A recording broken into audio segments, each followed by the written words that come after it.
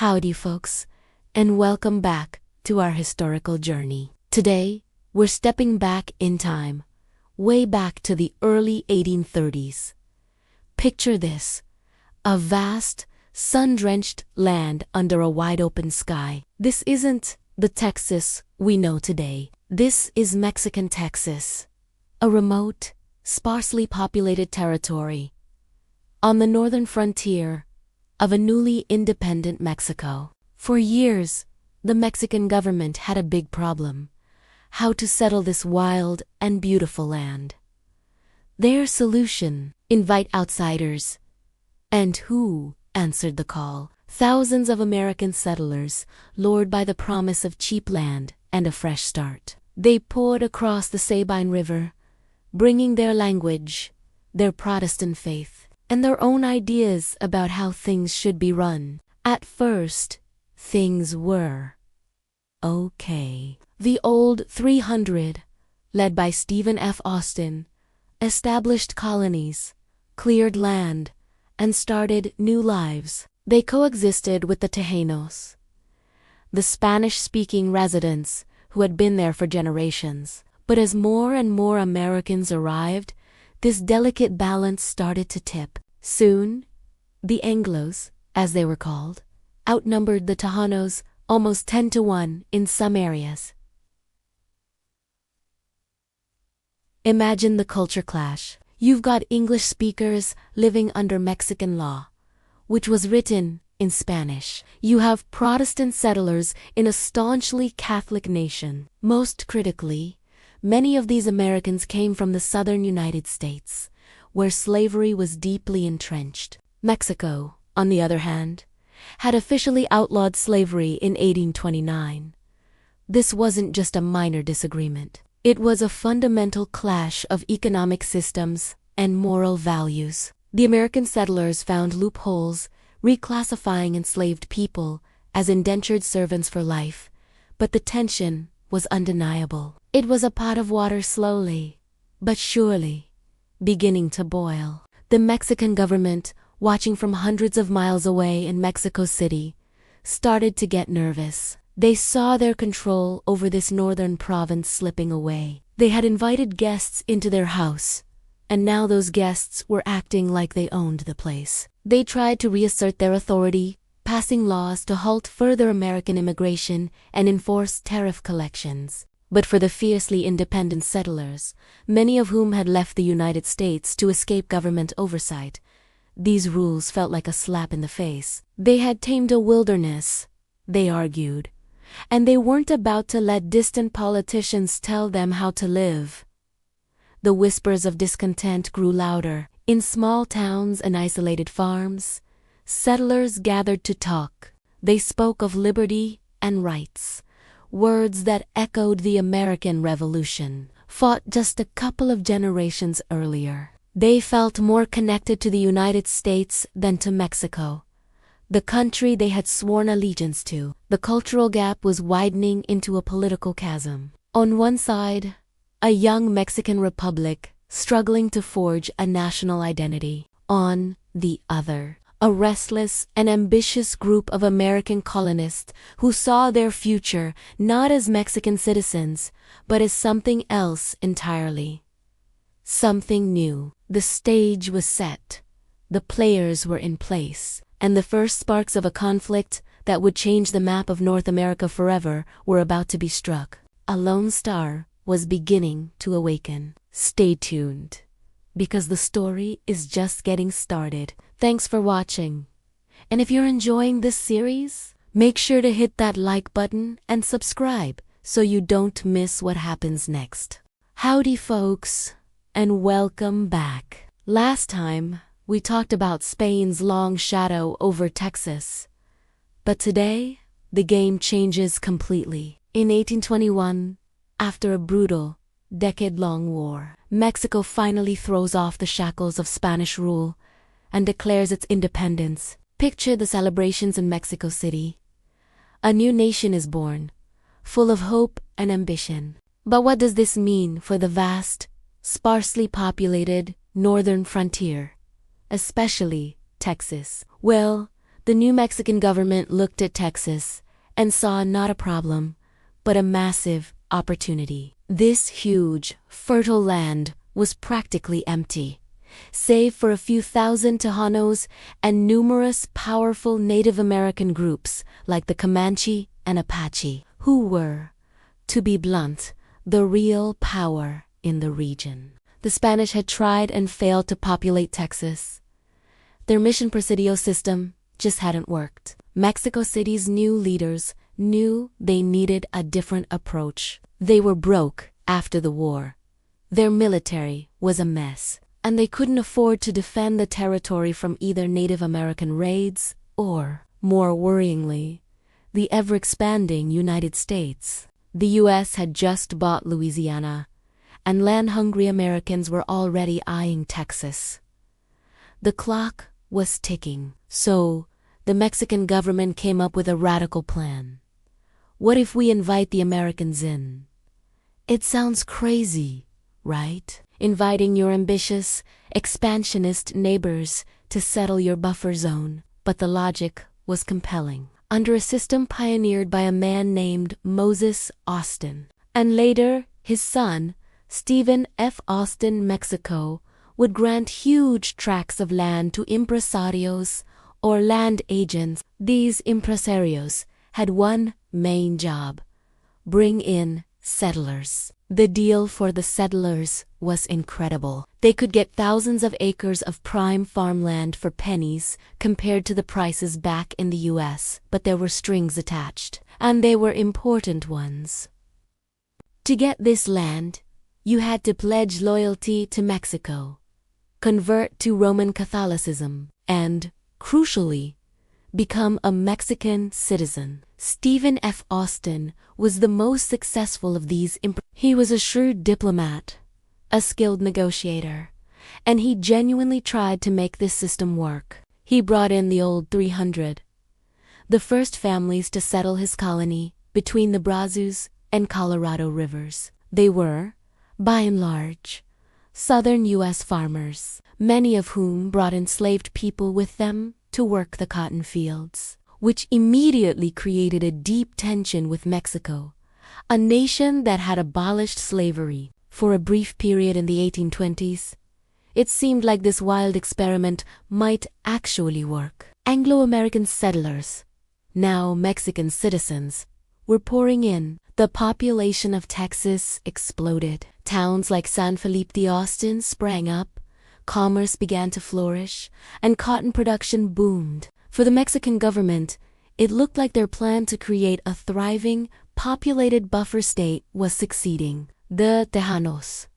the original Spanish-speaking Texans, often collaborated with the new arrivals, forming business partnerships and creating a unique, blended frontier society. But beneath the surface, the cracks were already starting to show. These weren't just cracks. They were massive cultural chasms.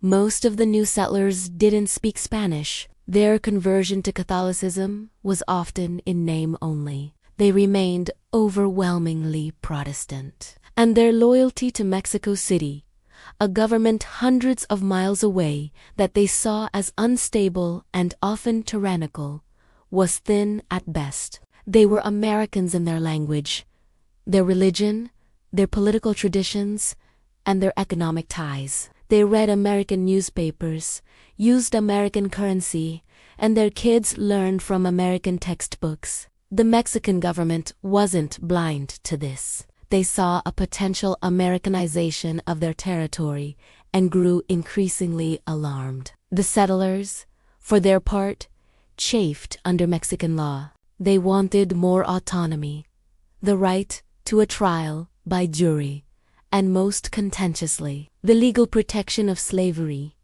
which was the bedrock of their agricultural economy. The Mexican government, which had experienced multiple overthrows and was struggling to create a stable federal republic, oscillated between leaving the Texans alone and trying to clamp down. This cultural and political friction came to a head in 1830.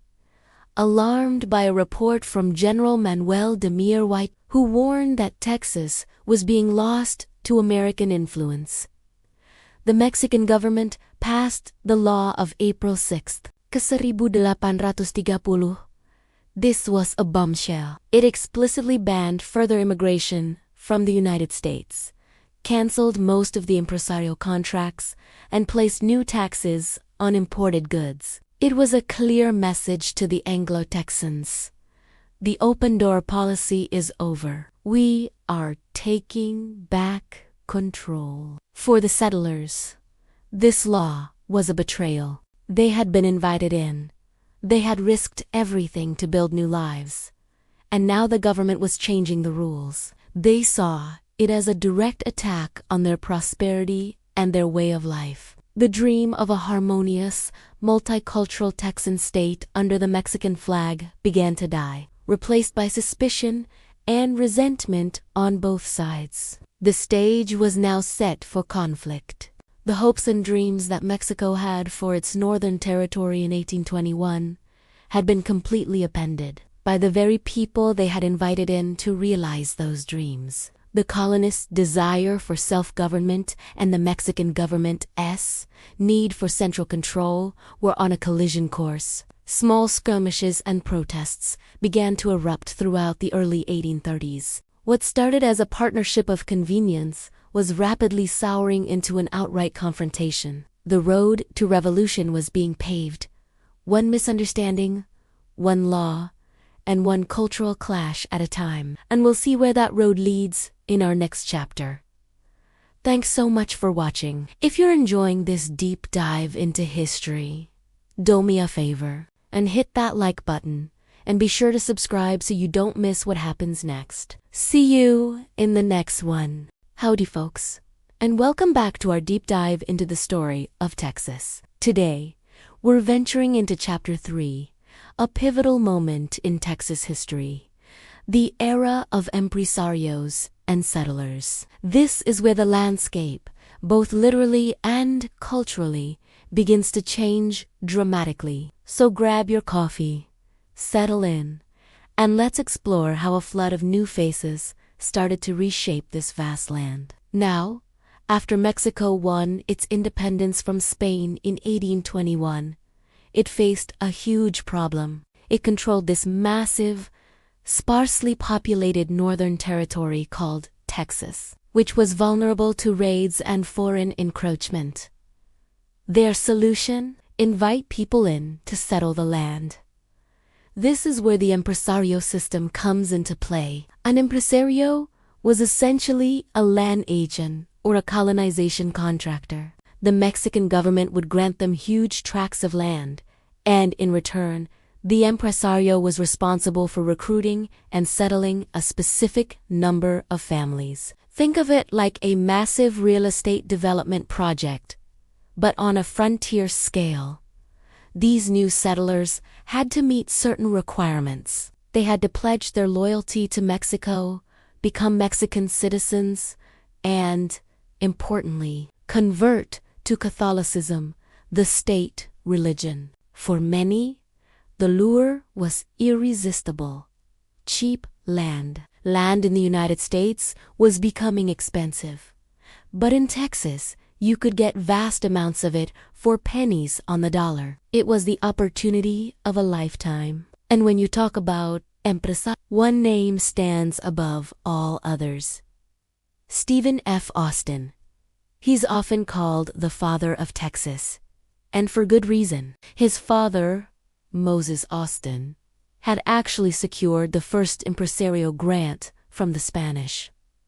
But he passed away before he could see it through. So, the monumental task fell to his son, Stephen. At just 27 years old, Stephen F. Austin took on the challenge with incredible determination and diplomatic skill. He renegotiated his father's grant with the newly formed Mexican government and set out to bring the first group of American settlers to Texas. These initial families are famously known as the Old 300.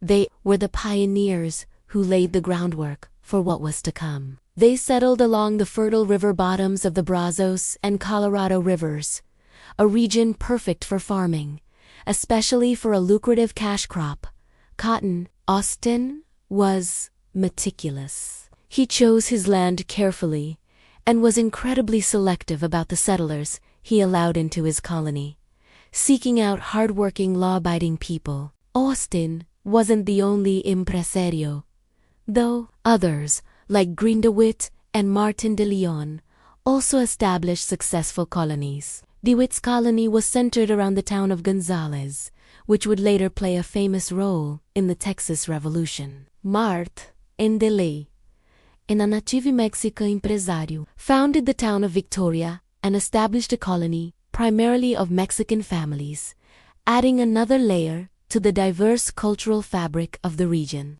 Together, these empresarios brought thousands of people into Texas in an incredibly short amount of time. The population exploded, but this rapid influx of Anglo-American settlers created a complicated and, ultimately, tense situation. These new arrivals were bringing more than just their farming tools and livestock. They brought their own language, English. They brought their own legal traditions, based on American common law, and they brought their own culture, which was deeply rooted in Protestantism and democratic ideals, often clashing with the centralized, Catholic-based governance of Mexico. Imagine the scene. You have a region officially governed by Mexican law, where Spanish is the official language and Catholicism is the official religion. But on the ground, in towns like San Felipe de Austin, the day-to-day reality was very different. English was spoken in the streets. Business was conducted according to American customs, and Protestant preachers held services, often quietly, in defiance of the law. It was a culture clash waiting to happen. And there was one institution the settlers brought with them that was in direct and explosive conflict with Mexican law. Slavery. Mexico had officially outlawed slavery. It was a principle born from their own struggle for freedom and equality against Spain. However, many of the Anglo settlers coming from the American South were cotton planters, and their entire economic system was built on the foundation of enslaved labor. This was a non-negotiable for them. To get around the Mexican ban, the settlers used a legal loophole. They would bring enslaved people into Texas under the guise of indentured servants with lifetime contracts. Of course, this was just a thin veil for the reality of chattel slavery. Stephen F. Austin himself, though he expressed private reservations, recognized that his colony's success depended on attracting these southern planters. He lobbied the Mexican government to tolerate the practice, arguing it was essential for the economic development of Texas. This issue became a major point of friction. The Mexican government was deeply uncomfortable with the growing presence of slavery on its soil, seeing it as both immoral and a sign of the settlers' unwillingness to truly assimilate. For the Anglo-Texans, any threat to their ability to use enslaved labor was a threat to their livelihood and their entire way of life. This fundamental disagreement over slavery would become one of the primary drivers of the conflict that was brewing just over the horizon. So, let's recap the situation in the late 1820s. Thanks to the impresarial system, Texas is no longer an empty frontier. It's a booming region filled with ambitious American settlers. They've built farms, established towns, and are creating wealth from the rich soil. But they've also created a society that is, in many ways, an extension of the United States within the borders of Mexico. They have their own language, their own culture, and, critically, their own economic system based on an institution illegal in their new home country. The Mexican government, initially pleased with the settlement, started to grow alarmed. They saw a burgeoning, independent-minded population that wasn't assimilating as planned. They saw the blatant disregard for their laws, especially the law against slavery. They began to worry that they were losing control of Texas. The stage was set for a confrontation. The seeds of revolution, sown in the fertile soil of Austin's colony, were beginning to sprout. And that's where we'll leave it for today. The story of the empresarios and settlers is a classic tale of opportunity and conflict, of cultural collision and the relentless push of people seeking a new life. What started as a solution to one problem created a host of new, more dangerous ones. Thanks so much for joining me on this journey through Texas history. If you enjoyed this video and learned something new, please hit that like button and subscribe to the channel so you don't miss our next chapter. We'd love to have you as part of our community. Until next time, take care. Alright, let's dive into Chapter 4. The Clash of Ideals. Imagine two powerful forces, like tectonic plates, slowly grinding against each other. On one side, you have the newly formed Mexican Republic, a nation forged in the fires of its own revolution, trying to build a strong, centralized government from its capital in Mexico City. On the other, you have the Anglo-American settlers in Texas, frontiersmen through and through, who brought with them a fierce, almost religious belief in self-government and local control. This wasn't just a disagreement. It was a fundamental clash of worldviews. For the Mexican government, a strong central authority was non-negotiable. They had just fought a war to unify their country, and the idea of a distant province like Texas dictating its own terms was seen as a direct threat to national stability. They envisioned a single, cohesive nation, governed by laws and policies decided in the capital and applied uniformly across all its territories. From their perspective, this was the only way to build a modern, powerful state, and prevent it from fracturing into a dozen tiny, squabbling pieces. They needed control over immigration, over trade, over land distribution, and over the military. To them, this was simply how a nation was supposed to function. But for the American settlers, this was a language they didn't speak. These were people who had grown up in the tradition of the United States, where power was decentralized and local communities had a huge say in their own affairs. They were used to electing their own sheriffs, their own judges, and their own representatives who would advocate for their specific local needs. They believed that the people who lived on the land knew best how to govern it. The idea of some distant bureaucrat in Mexico City, hundreds of miles away, making decisions about their daily lives, their property, and their security was not just inefficient, it was offensive. It went against the very grain of their political DNA. They saw themselves as partners in a federal system, not subjects of a centralized empire. The first cracks began to show over seemingly small issues. Take the court system. For instance, all official proceedings had to be conducted in Spanish, a language most settlers couldn't speak or read. Imagine trying to defend your property rights or stand trial in a language you don't understand. It created a constant sense of vulnerability and injustice. Then there was the issue of slavery. Mexico had officially abolished slavery, which was a progressive and noble stance. However, many of the Anglo settlers had brought enslaved people with them, and their entire cotton-based agricultural economy depended on this labor. The Mexican government's stance, while morally sound from a modern perspective, was seen by the settlers as a direct attack on their livelihood and property rights. They found loopholes, classifying enslaved people as indentured servants, but this only papered over a deep and irreconcilable divide. And let's not forget about religion. Mexico was officially a Catholic nation. To become a citizen and own land, settlers were required to convert to Catholicism. Now, for many, this was just a formality. They'd get baptized, send the papers, and then go right back to their Protestant worship in private. But for the Mexican authorities, this lack of sincere conversion was a sign of bad faith. For the settlers, the requirement itself was an infringement on their freedom of conscience, a deeply held value. Each of these issues, language, law, labor, and faith, was like a single thread. Alone, they might have been manageable, but woven together, they created a rope of frustration and resentment that grew thicker and stronger with each passing year. The breaking point really started to approach with the law of April 6, 1830. This was a turning point, alarmed by a report from General Meare, who warned that Texas was essentially becoming an American colony.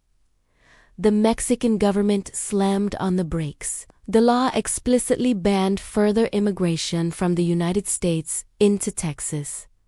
It also called for the establishment of more military garrisons and strengthened customs enforcement to collect tariffs. For the settlers, this was a betrayal. They had been invited in.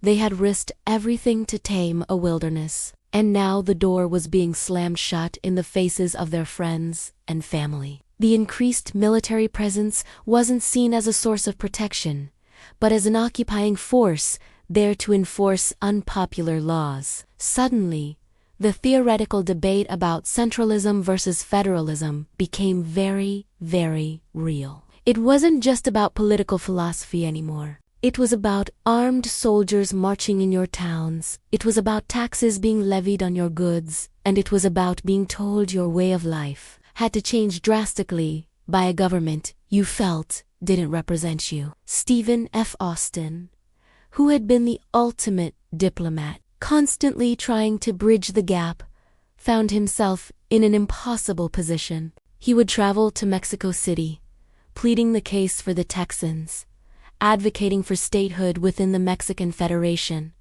which would grant them the local autonomy they craved. He argued that the Texans were loyal Mexican citizens, but they just wanted a system that understood them. In 1833, Austin traveled to the capital with a proposed state constitution for Texas, a symbol of their desire to work within the system. But his frustrations boiled over. In a moment of impatience, he wrote a letter back to his colleagues in San Antonio, encouraging them to go ahead and form a state government without official approval. This letter was intercepted. To the Mexican government, this was sedition, treason.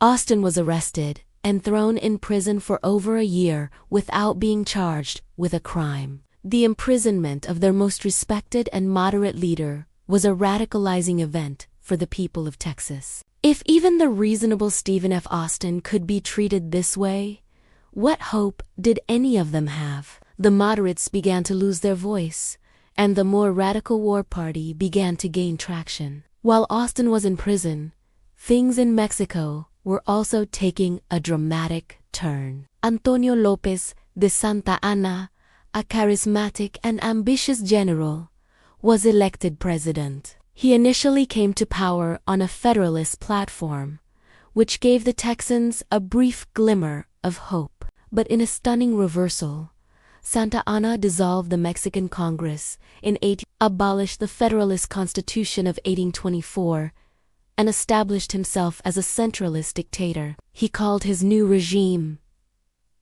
the Siete Lies, or Seven Laws, which concentrated all power in the central government and demoted states to mere military departments. This was the final, fatal blow to any hope of compromise. It wasn't about Texas anymore. Santa Anna was crushing Federalist rebellions all over Mexico. But for the Texans, this confirmed their worst fears. The government they had pledged allegiance to no longer existed. In its place was a dictatorship that was fundamentally hostile to their every belief about liberty and self. The clash of ideals was over. The time for talk had passed. The two sides were now on an unavoidable collision course, and the only question left was who would fire the first shot. The stage was set not just for a rebellion, but for a revolution. Thank you so much for watching. If you're finding this series insightful, please don't forget to hit that like button, subscribe to the channel, and ring the bell so you don't miss our next chapter. We'll see you then. As Mexico grappled with its newfound independence, a figure of immense ambition and controversy was about to stride onto the national stage. A man whose actions would forever alter the course of both Mexican and Texan history. This was General Antonio Lopez de Santa Anna, born into a respectable Criollo family in Veracruz. Santa Anna was a study in contrasts. He was charismatic yet ruthless, a self-proclaimed patriot who often prioritized personal power above all else. His military career began in the Spanish Royal Army, but with a keen sense of which way the political winds were blowing, he switched his allegiance to the independence movement under Agustin de Iturbide. This knack for political opportunism would become his trademark. Throughout the turbulent 1820s, Santa Anna built his reputation. He was a man of action, a skilled military commander who could rally troops with fiery speeches and promises of glory. He presented himself as a savior of the Republic, a Cincinnatus for the modern age, ready to leave his tranquil hacienda to defend the nation in times of crises he sometimes helped to create. He was a master of the political U-turn, shifting his stance from federalist to centralist and back again, depending on what best served his ambitions. His supporters called him the hero of Tampico for repelling a Spanish attempt to reconquer Mexico in 1829.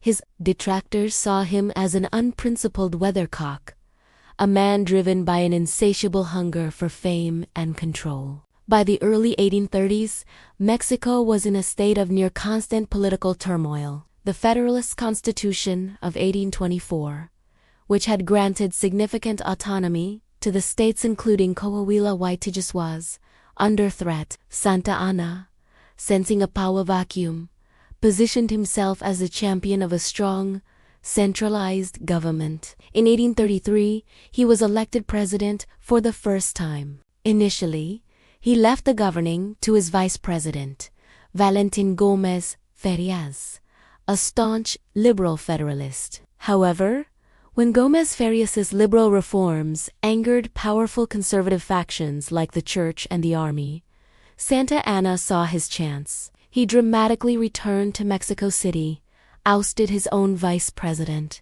and began a complete reversal of policy. He dissolved the Congress, abolished the Constitution of 1824, and set about dismantling the federal system. In its place, he established a new order, a centralist republic where all power emanated from him. In Mexico City, the states were reduced to mere military departments, their governors appointed directly by the president. This new constitution, known as the Siete Laws, or Seven Laws, was the legal foundation for his dictatorship. For the Anglo-American settlers in Texas, this was a political earthquake. They had immigrated to Mexico under the promise of the federalist system. They valued their local autonomy, their ability to manage their own affairs, and the rights guaranteed by the 1824 Constitution. Santa Anna's power grab was not just a distant political maneuver. It was a direct assault on their way of life and the very basis of their settlement. They had sworn an oath to uphold the Mexican Constitution, and now the president himself had torn it to shreds. The tension, already simmering due to cultural differences and disputes over issues like slavery and tariffs, now reached a boiling point. The Texians saw Santa Anna as a tyrant, a Napoleon of the West who was trampling on their liberties. Santa Anna, in turn, viewed the Texians with suspicion. He saw them as ungrateful foreigners, troublemakers who refused to assimilate and who were flirting with the idea of independence, possibly with the backing of the United States. He was determined to bring them to heel, to make them submit to the absolute authority of the central government. His methods were uncompromising. he dispatched more troops to Texas, led by his brother-in-law, General Martin Perfecto de Caz, with orders to disarm the local militias and arrest any agitators. This was a clear message. Resistance would be met with force. The order to confiscate a small cannon from the town of Gonzales would be the spark that ignited the flame. For the Texians, this was the final straw. It was a direct challenge to their right to self-defense, a right they held as sacred. Santa Anna's rise to power was not just a political shift, it was a fundamental clash of ideologies. On one side was his vision of a unified, centrally controlled Mexico, where order and obedience were paramount. On the other was the Texian settlers' fierce commitment to federalism, self-governance, and individual rights. As Santa Anna consolidated his dictatorship, he made a collision with the defiant settlers in Texas. Not just likely, but inevitable. The stage was set for a conflict that would decide the fate of Texas. The time for petitions and politics was over. The time for revolution was at hand. Thanks for watching. If you're finding this series informative, please hit that like button and subscribe to our channel. Your support helps us continue to bring these incredible stories to life. Join us next time as the first shots of the Texas Revolution are fired. Howdy folks, and welcome back to our journey through the heart of Texas history. We've talked about the settlers, the land, and the growing tensions. Today, we're diving headfirst into the action, into the very moments the simmering pot of discontent finally boiled over. This is Chapter 6, The Spark of Rebellion. Imagine the scene. It is the fall of 1835.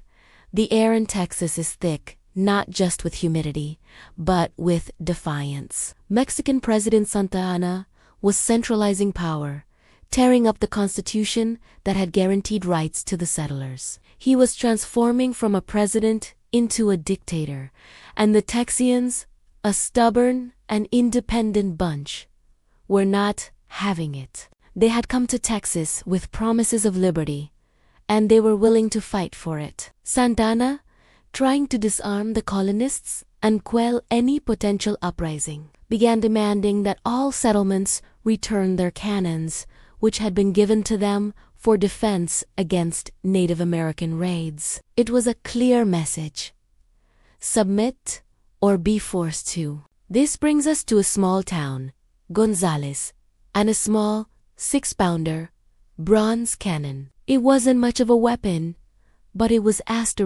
their asterisk weapon. When Mexican Colonel Domingo de Ugartepequia dispatched about 100 dragoons under Lieutenant Francisco de Casteguida to retrieve the Gonzales cannon, he probably thought it would be a simple task. He was sorely mistaken.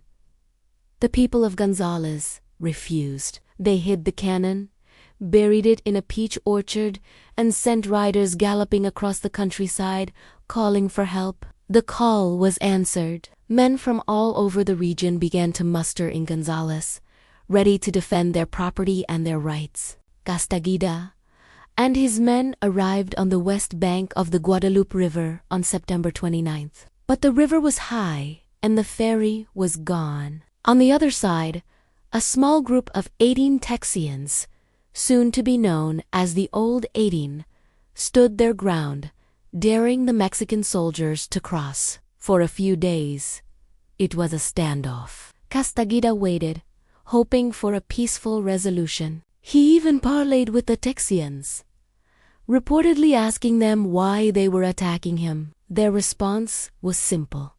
They were defending their cannon and their constitutional rights. Meanwhile, the Texian force was growing. By October 1st, they numbered over 140 men. They felt bold. They dug up their little cannon, mounted it on wheels, and even created a flag to go with it. And this flag, my friends, is where one of the most iconic phrases in American history is born. On a white banner, they painted a crude image of the cannon, and below it, the words that would echo through the ages: come and take it. It was more than a challenge.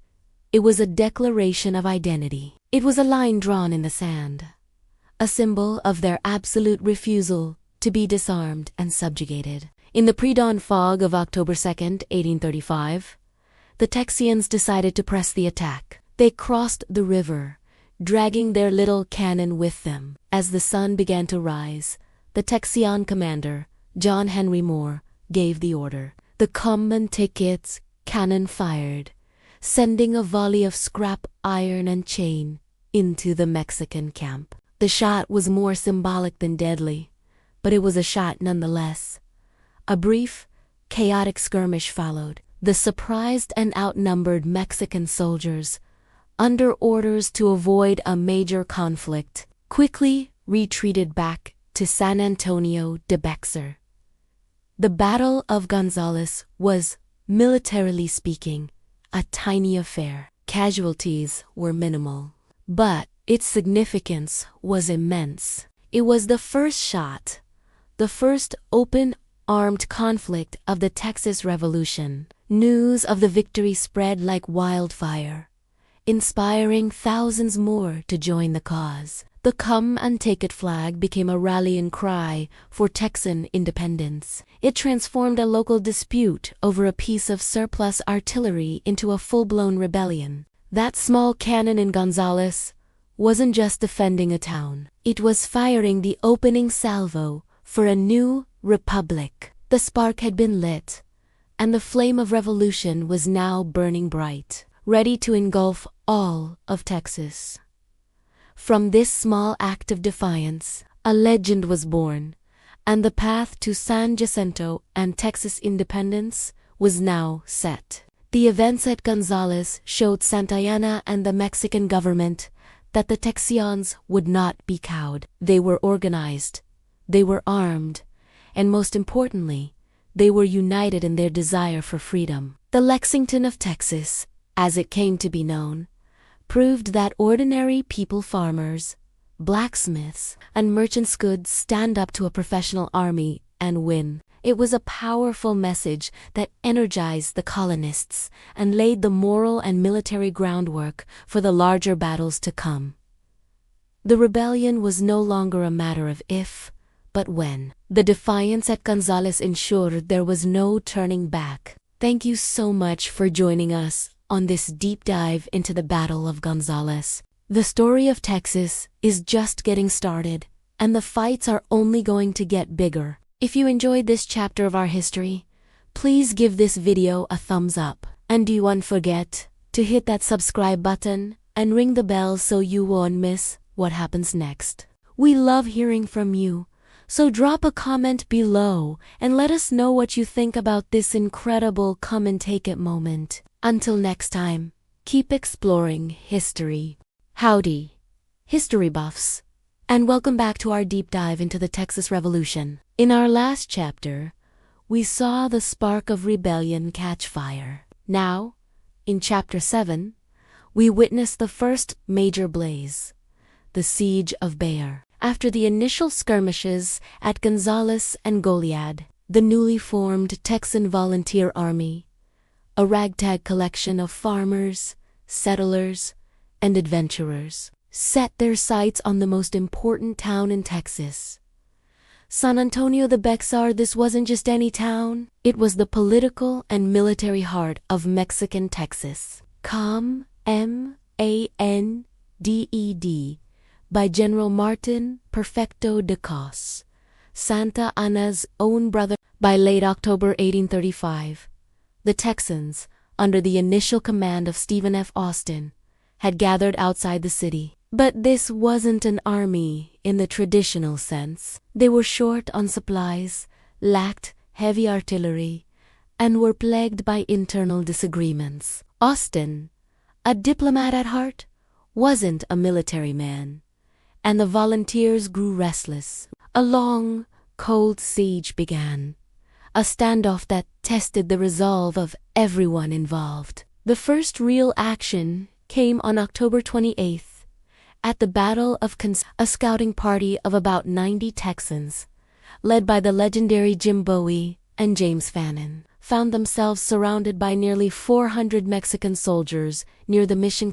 Outnumbered and outgunned, the Texans used the riverbank as a natural fortification. Their long rifles, far more accurate than the Mexican muskets, proved devastating. In just 30 minutes, the Mexican forces were forced to retreat, suffering heavy casualties, while the Texans lost only one man. This small but decisive victory was a massive morale boost. It proved that the volunteer army, despite its rough appearance, could stand up to the professional Mexican military and win. But the victory at Concepcion didn't break the siege. Winter was setting in.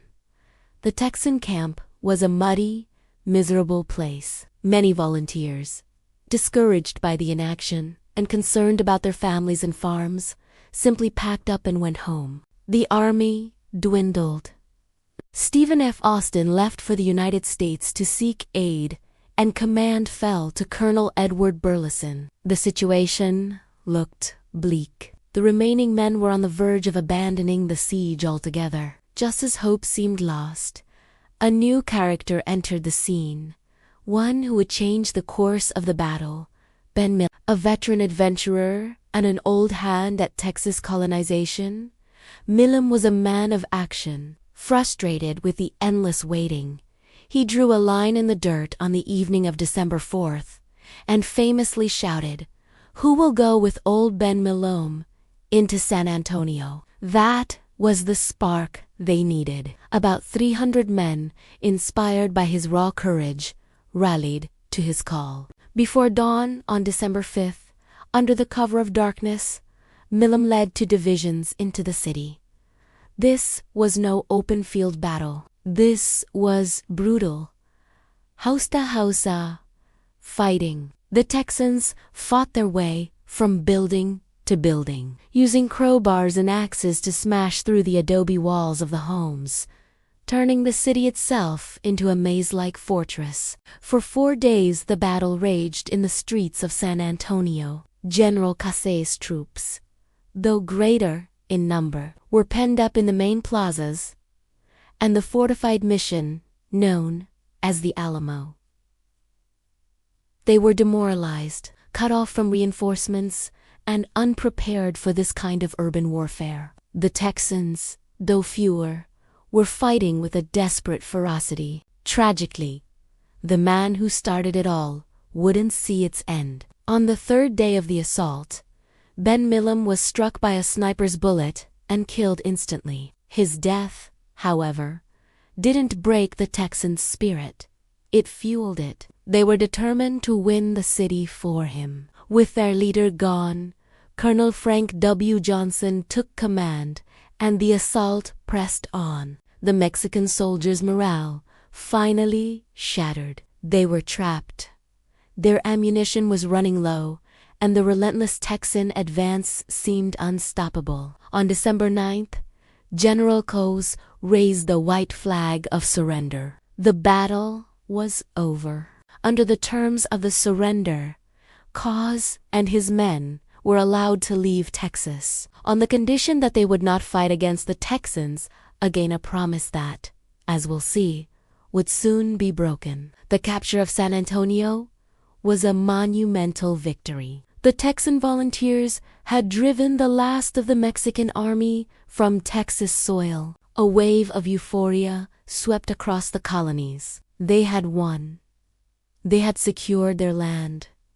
It felt like the war was over. But this victory, as sweet as it was, created a dangerous sense of overconfidence. The Texans believed the fight was finished, and many of the volunteers returned to their homes, celebrating their triumph. The garrisons left to defend towns like San Antonio were small and elite. They had won a major battle, but they had underestimated their opponent. They had poked the hornet's nest, and the full wrath of Santa Anna was about to be unleashed. The siege of Bayer wasn't the end of the war. It was merely the end of the beginning. And the fortress they had just captured, a little mission called the Alamo, was about to become the most famous battleground in Texas history. Join us next time as we explore the political turmoil that followed this great victory and set the stage for Santa Anna's brutal return.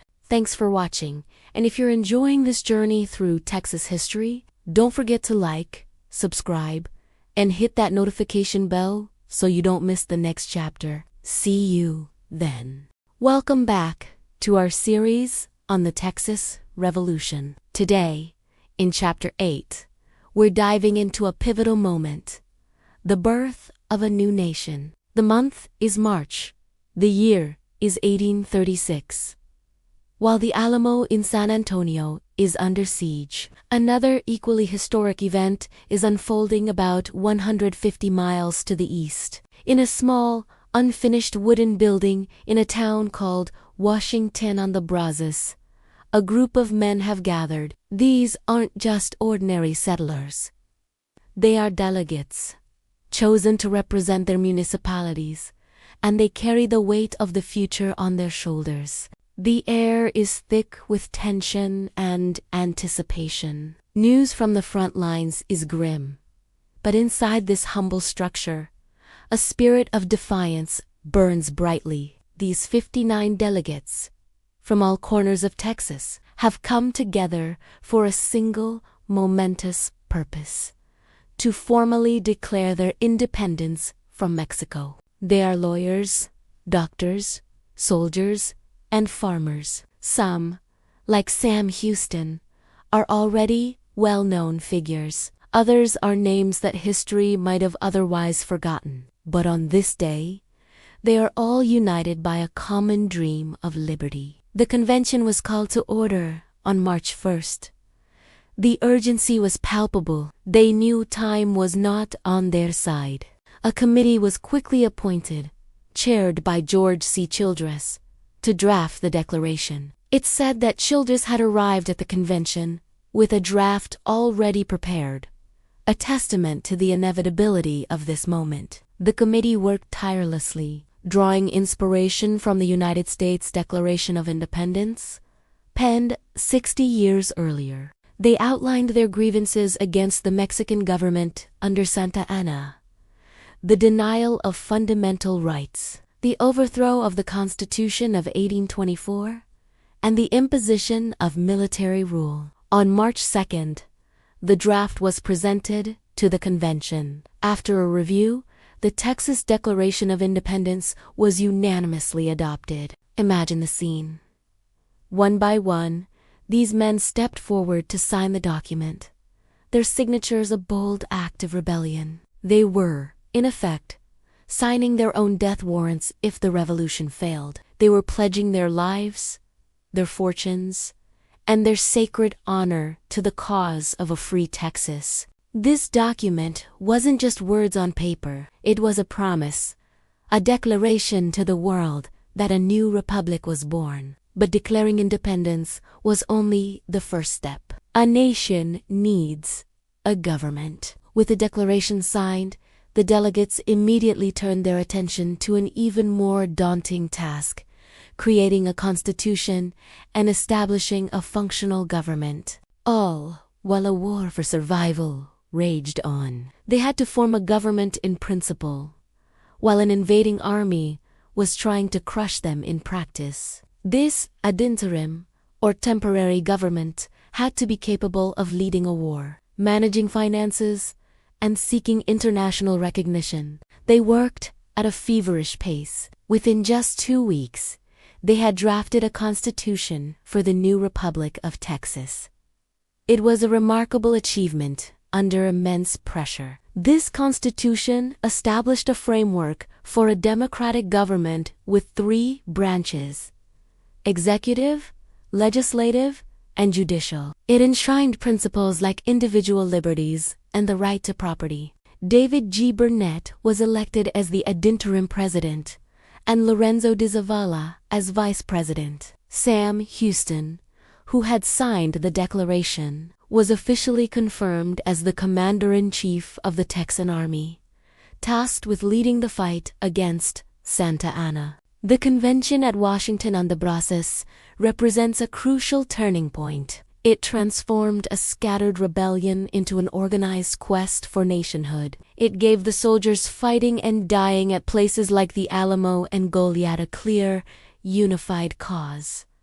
They were no longer just fighting against tyranny. They were fighting for the Republic of Texas. The courage of those 59 signers who dared to forge a nation in the midst of chaos laid the very foundation of the Texas we know today. Their work at Washington on the Brazos proved that even in the darkest of times, the pursuit of freedom can light the way forward. Thank you for joining me for this chapter of Texas history. If you found this story as inspiring as I do, please hit that like button and subscribe to the channel for more. We've got a lot more of the story to tell, so you won't want to miss it. See you next time. Welcome back to our series on the Texas Revolution. We've arrived at a pivotal moment, a story of defiance that has echoed through the generations. Today, we're stepping inside the walls of a humble mission in San Antonio de Bex, a place that would soon become a symbol of courage against impossible odds, the Alamo.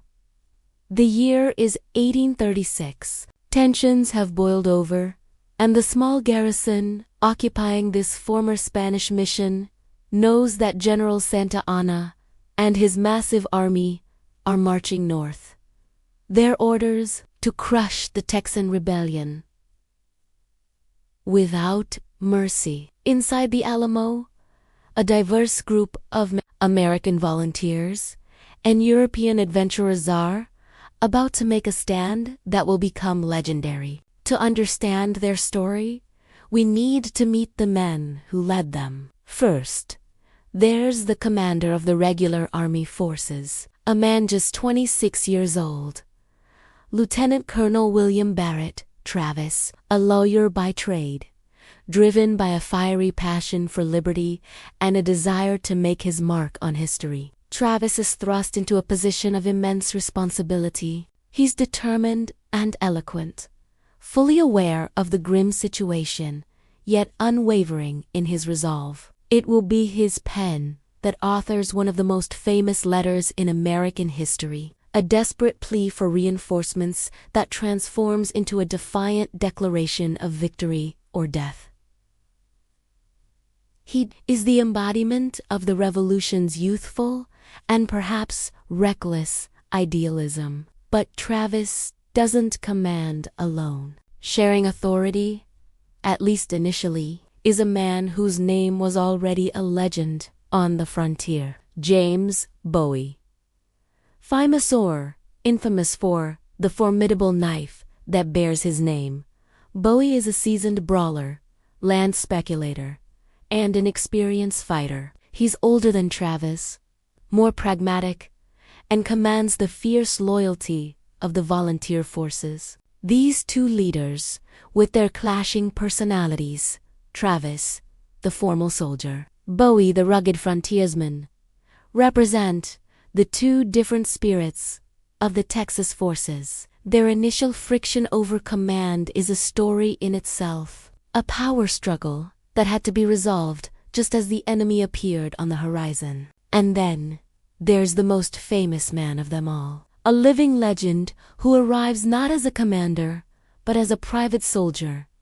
David Crockett, the former congressman from Tennessee, the king of the wild frontier, had come to Texas seeking a fresh start after a political defeat. He didn't come to lead, but to fight alongside his fellow Tennesseans with his famous coonskin cap and his trusty rifle. Old Betsy, Crockett's presence is an incredible morale boost for the defenders. His celebrity status brings a sense of legitimacy and gravity to their cause. Imagine the feeling inside those walls, knowing that a man of his stature chose to stand with you in this desperate hour. These three men, Travis, Bowie, and Crockett, form the leadership corps, but they are just three among nearly 200. The defenders are a motley crew. There are men like Gregorio Esparza, a Tejano Canan operator who brings his entire family inside the walls for protection, fighting for his home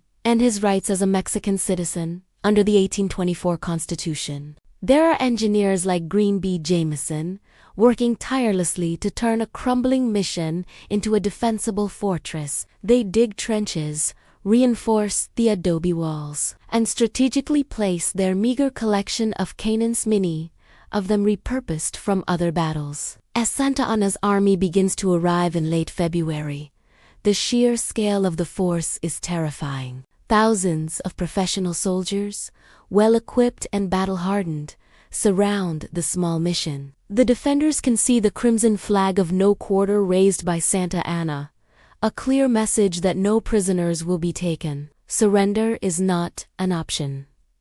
Inside the Alamo, the preparations become frantic. Every man knows his station. Bowie, unfortunately, is struck down by a debilitating illness, likely typhoid or pneumonia, and is confined to his cot. This leaves Travis in sole command. It is now, in this crucible of fear and determination, that Travis truly rises to the occasion. On the evening of March 5th, with the final assault imminent, legend holds that Travis gathers his men. He explains the hopelessness of their situation.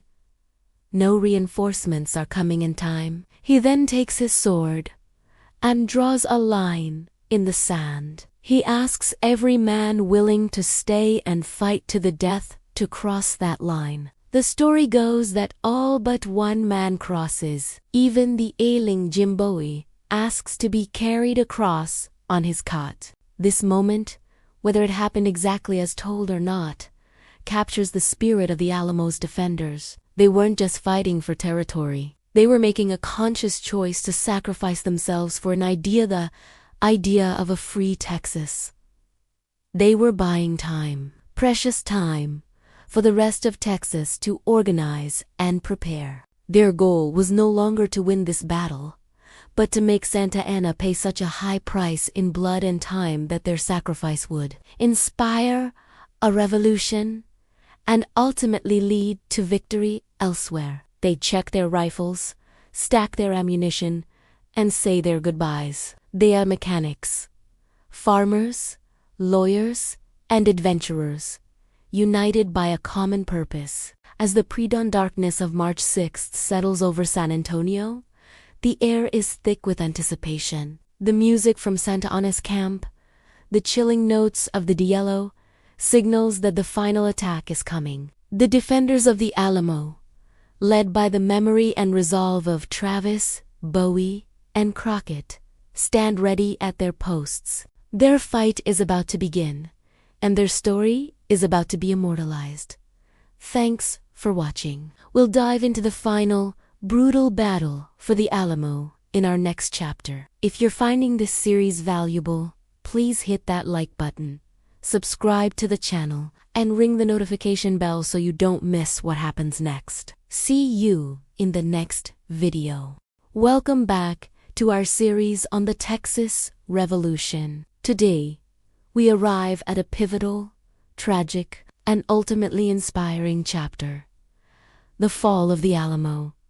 For 13 days in the late winter of 1836, a small band of Texan defenders held a crumbling mission against a vastly superior Mexican army. What happened here would not only decide the fate of a battle but would also forge a legend that echoes to this day. It's February 23rd, 1836. General Antonio Lopez de Santa Anna, president and commander of the Mexican forces, arrives in San Antonio de Bexar. At the head of his army, his objective is clear: to crush the Texan rebellion swiftly and decisively. Inside the walls of the Alamo, a former Spanish mission, are somewhere between 180 and 250 Texans and Tejanos. They are a mix of regular soldiers and volunteers, led by the formal command of Colonel William Barrett Travis, but also including famed frontiersmen like James Bowie and David Crockett. Seeing Santa Anna's forces unfurl across the plain, the defenders knew they were in trouble. They were outnumbered at least 10-1. Santa Anna raised a blood-red flag over the San Fernando church, signaling that no quarter would be given.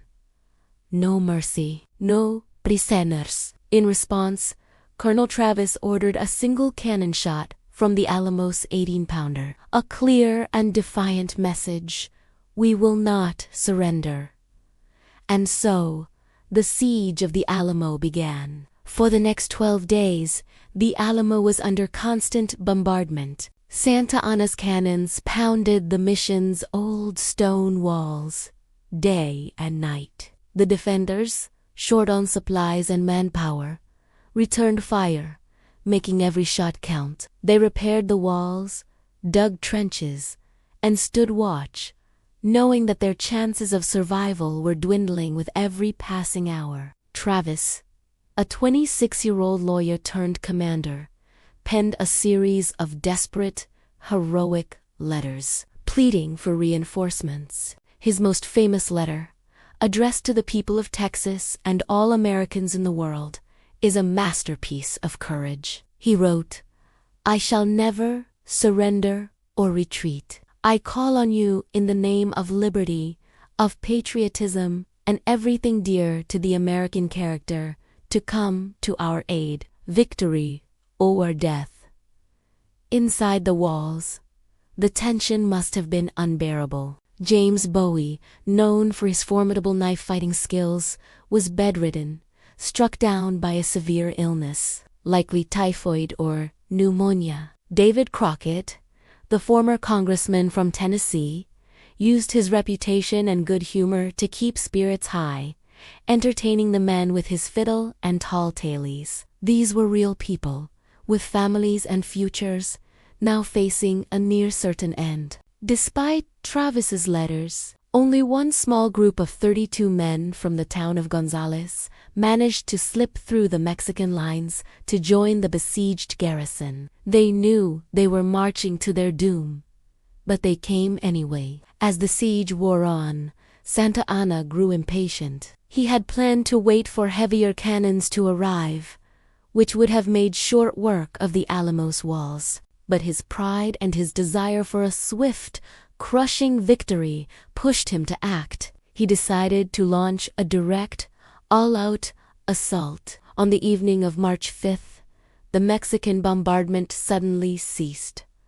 An eerie silence fell over the battlefield. The exhausted defenders likely knew what this meant. Inside the Alamo, legend says that Colonel Travis gathered his men. Drawing a line in the sand with his sword, he explained the grim reality of their situation. He offered every man the choice to leave, to try and escape. But all, save for one man, chose to stay and fight. They would stand together to the last. In the pre-dawn darkness of March 6th, the attack began. Under a cry of "Viva Santa Ana!" columns of Mexican soldiers charged the Alamo from all four sides. The Texans met them with a furious volley of rifle and cannon fire. The first wave was repulsed. The second wave was also thrown back, the defenders' accuracy taking a heavy toll. But Santa Anna's numbers were overwhelming. He pushed his reserves forward, and the soldiers, climbing over their fallen comrades, finally breached the walls. The fighting spilled into the mission's courtyards and rooms. It was brutal, hand-to-hand combat. William Travis was one of the first to fall, shot while defending the north wall. David Crockett and his small group of Tennesseans are said to have made their last stand near the chapel. James Bowie was killed in his sickbed, fighting to the very end. Within 90 minutes, it was all over. By sunrise, nearly every single defender of the Alamo was dead. Santa Anna, true to his word, had taken no prisoners, though a handful of non-combatants, mostly women and children, were spared. He believed this brutal victory would terrorize the Texans into submission. He could not have been more wrong. The story of the Alamo's defense, of the courage and sacrifice of its defenders, spread like wildfire. Instead of fear, it ignited a fire of outrage and determination. The slaughter at the Alamo, followed by another massacre at Goliad, gave the Texas Revolution its emotional core. Suddenly, The cause wasn't just about political grievances, it was about avenging the fallen. "Remember the Alamo" became the rallying cry. It was shouted by Sam Houston's soldiers at the Battle of San Jacinto 6 weeks later, where they surprised and routed Santa Anna's army in a stunning 18-minute battle. That victory secured Texas's independence. The men who died at the Alamo did not die in vain. Their sacrifice bought precious time for Sam Houston to gather and train his army. But more importantly, it provided the moral and emotional fuel for the final victory. The fall of the Alamo was a tactical defeat, but it was a strategic and spiritual triumph. It transformed a rebellion into a revolution and created a powerful, enduring symbol of courage against impossible odds.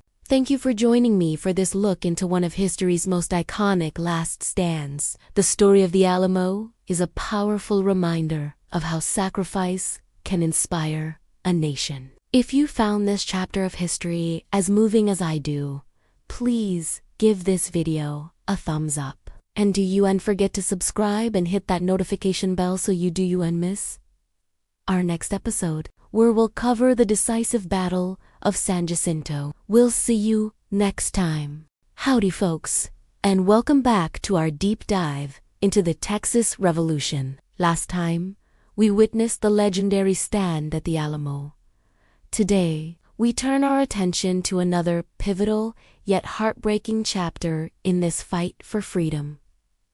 The story of Colonel James Fannin and the Goliad tragedy. While the world remembers the Alamo, what happened at Goliad, just a few weeks later, poured fuel on the fire of Texan resolve. It's a story of command, confusion, and ultimately, a brutal act that would galvanize the entire revolution. Our story centers on Colonel James W. Fannin, a West Point-educated but inexperienced commander stationed at Presidio La Bahia. He had nearly 400 men under his command, the largest single contingent of Texan soldiers at the time. When news arrived that the Alamo was under siege, a desperate plea for reinforcements came from William B. Travis.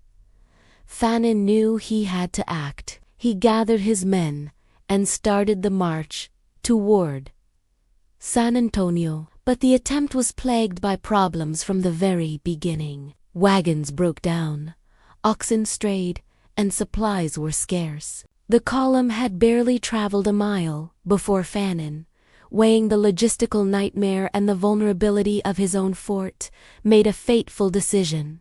He turned back. He chose to defend Goliad, believing it was the more strategic move. This decision would haunt him and his men for the rest of their short lives. Was it caution, or was it indecision? Historians still debate it, but the outcome was the same. The men at the Alamo would fight and fall alone. Back at the fort, which Fannin had renamed Fort Defiance, the situation grew increasingly dire. Santa Anna, fresh from his victory at the Alamo, was now marching his army eastward, determined to crush the rebellion once and for all. He dispatched General José de Heredia, one of his most capable commanders, to sweep through the coastal region of Texas.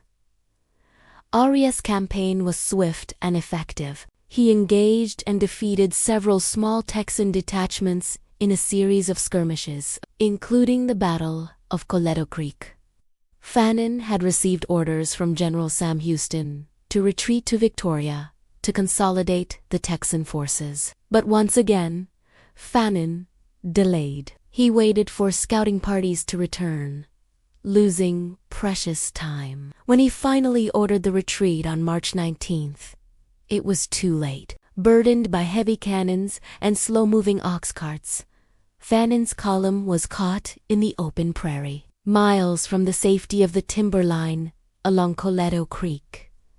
General Arias' cavalry quickly surrounded them. Fannin and his men formed a defensive square, and for the rest of the day, they fought with incredible courage, repelling several Mexican charges. The Texans were skilled marksmen and they inflicted heavy casualties.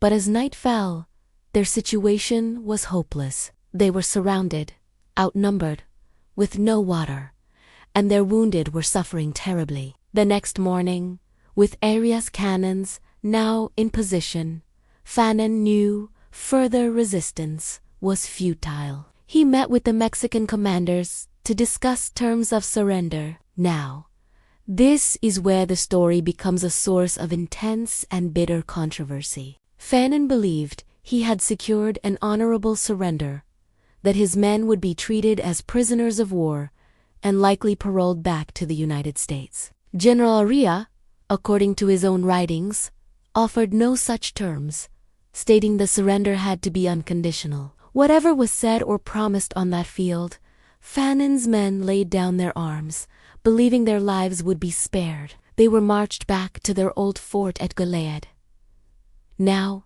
their prison. For a week, they were held captive, along with other Texan prisoners captured by Arias' forces. They were hungry and uncertain, but most held on to the hope of release. General Leria, meanwhile, wrote to Santa Anna, recommending clemency for the prisoners. But Santa Anna was in no mood for mercy. He saw the Texan rebels not as soldiers, but as pirates and traitors. He invoked a decree passed by the Mexican government that any foreigners taking up arms against Mexico would be executed. He sent a direct order to the commander at Goliad, Colonel Nicolás de la Portilla, overriding any recommendation from Maria. The order was chilling and unambiguous. Execute all the prisoners. Portilla was horrified by the command. But as a soldier, he felt he had no choice but to obey his supreme commander. On the morning of Palm Sunday, March 27, 1836, the prisoners were woken up and told they were being marched out, some believing they were going to the port of Copano to be sent home, others that they were simply going to gather wood. They were divided into 3 groups and marched out of the fort in different directions. They were cheerful, thinking their ordeal was over. Then, at a prearranged signal, the guards turned on them. At point-blank range, the Mexican soldiers opened fire. The day of peace and prayer became a scene of mass execution. Men who were wounded and couldn't march were executed inside the fort's chapel. Colonel Fanon was the last to be executed. He faced his death with dignity, making 3 requests: that his personal belongings be sent to his family, that he not be shot in the face,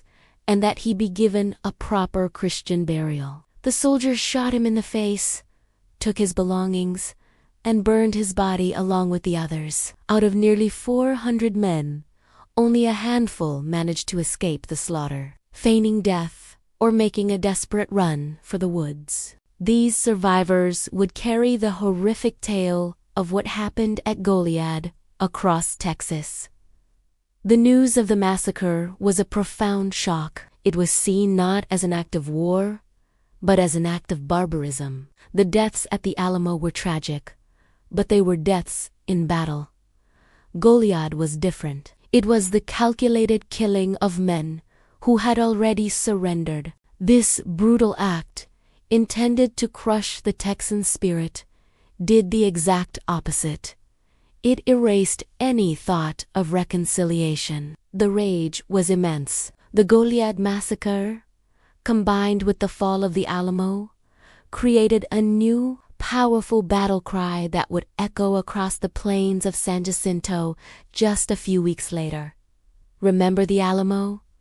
Remember Goliad? It was a cry for vengeance, a promise that the sacrifices of Fanon and his men would not be in vain. It transformed a political rebellion into a deeply personal fight for survival and revenge. Thank you so much for joining us for this somber but essential chapter of the Texas Revolution. The story of Goliad is a stark reminder of the brutal realities of war and the incredible passions that drove this conflict. If you found this video informative, please give it a thumbs up and subscribe to the channel for more stories from history. And as always, hit that notification bell so you don't miss our next episode, where we'll see how these events culminate in the final, decisive battle. Until next time, take care.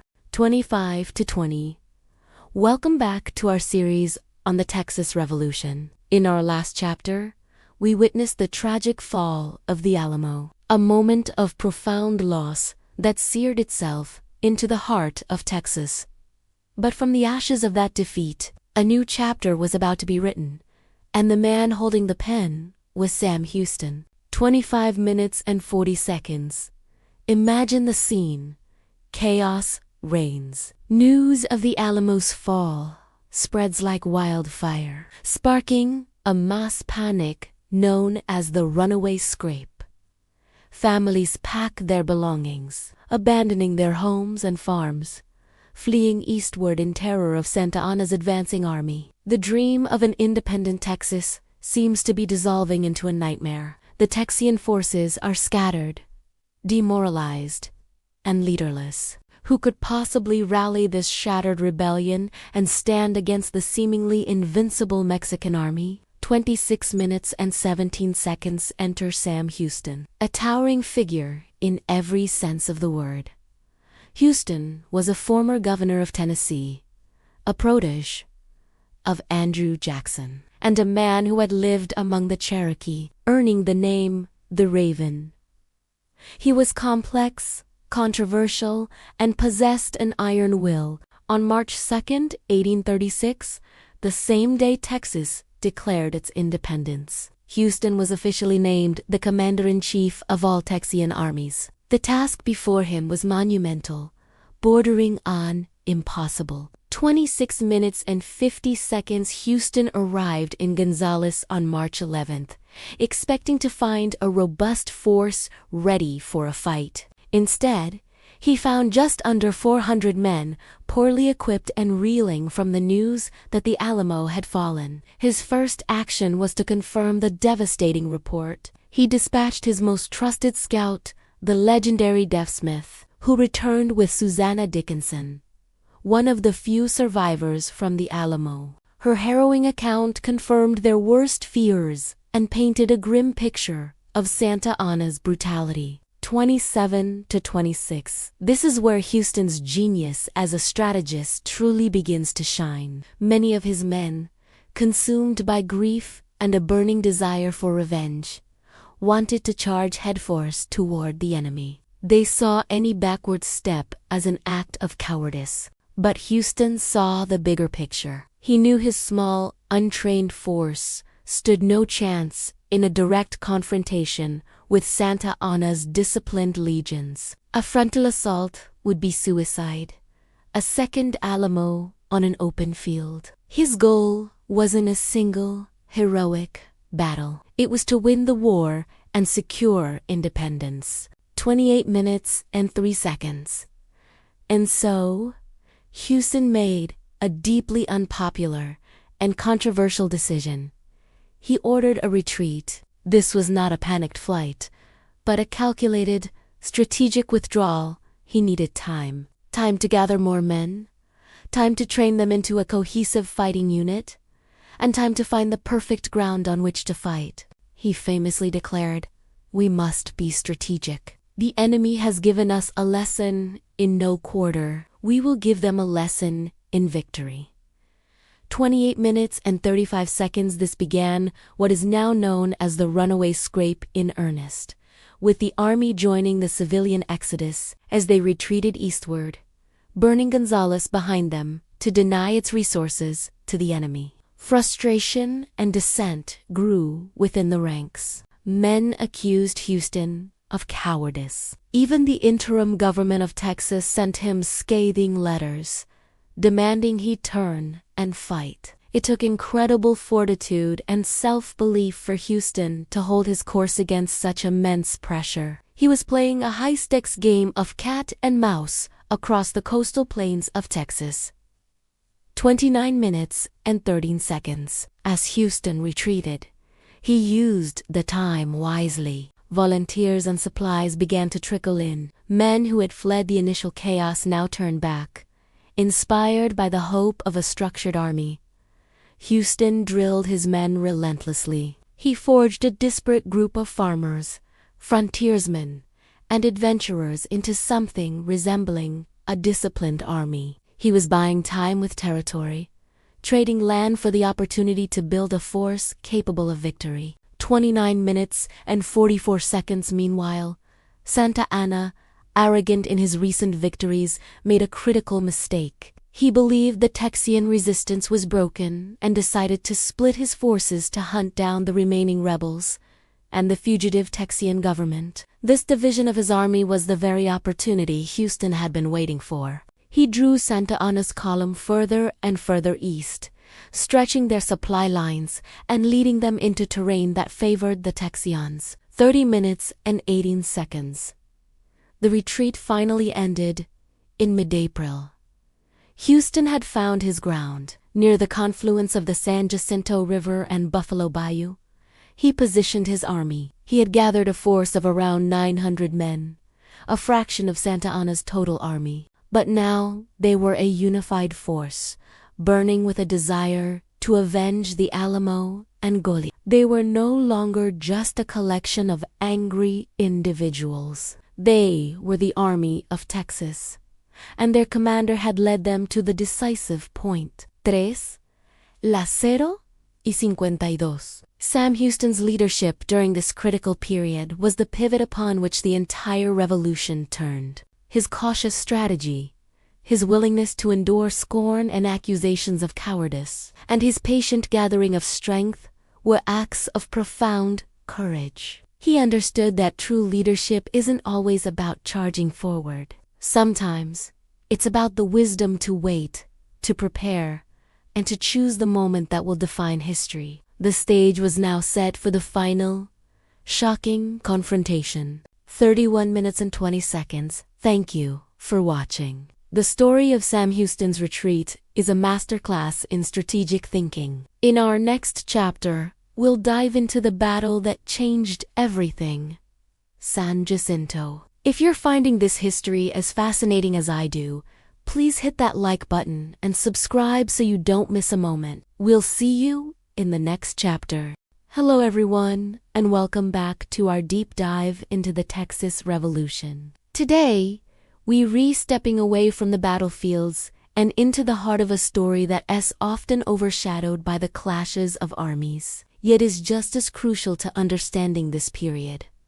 We're talking about the runaway scrape. This wasn't a battle, but a desperate, chaotic exodus of civilians caught in the crossfire of war. It's a story of fear, resilience, and the sheer will to survive against overwhelming odds. Picture this.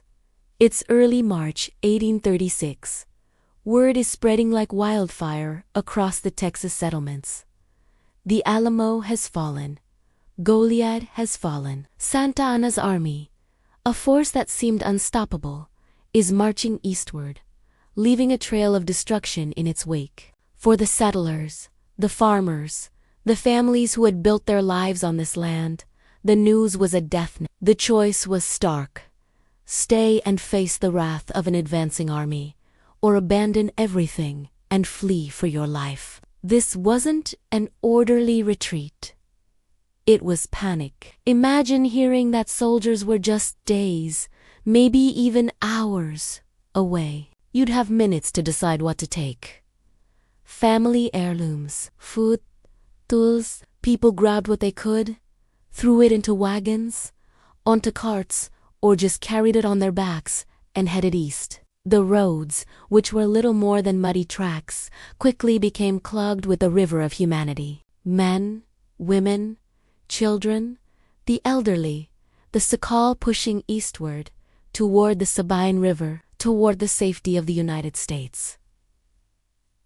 The journey was a nightmare. Unusually heavy spring rains had turned the landscape into a quagmire. Wagons sank up to their axles in mud. Rivers swelled, becoming treacherous, impassable torrents. People were forced to abandon their precious few belongings, even their wagons, just to keep moving. The prized possessions they'd saved were now just dead weight, left behind on the muddy trail. The sick and the elderly suffered immensely. Many didn't make it. This wasn't just a flight from an army. It was a battle against nature itself. And then there was the constant fear. Every rustle in the trees, every rumor that swept through the columns of refugees, sparked fresh terror. Was that Santa Anna's cavalry just over the next hill? People were exhausted, hungry, and terrified. Disease began to spread through the makeshift camps. Measles, dysentery, and pneumonia claimed lives, especially among the children. It was a scene of utter desperation, a test of human endurance at its most extreme. For those who lived through it, the memory was seared into their minds for the rest of their lives. But amidst this chaos, there was also incredible resilience. Strangers helped strangers. Families banded together, sharing what little food they had. They helped pull stuck wagons from the mud and cared for the sick. It was a community forged in crisis. They were driven by a primal instinct to protect their families and a glimmer of hope that if they could just make it to the Sabine River, they might have a future. They were running not just from something, but also toward something. A chance to rebuild, a chance to live. The turning point, the moment that ended this desperate flight, came on April 21st, 1836.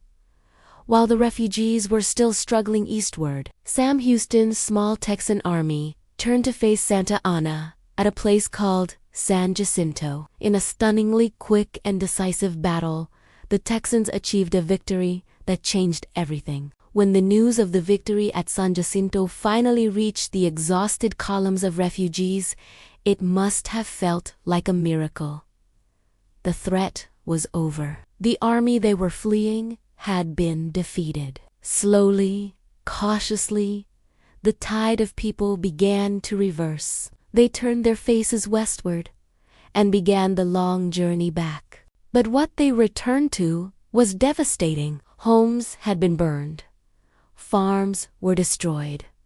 Livestock was gone. They had fled with nothing, and now they were returning to nothing. The runaway scrape had left a deep scar on the land and its people. Rebuilding would be a monumental task, one that would take years of back-breaking work and unwavering determination. The runaway scrape is a vital chapter in the story of Texas.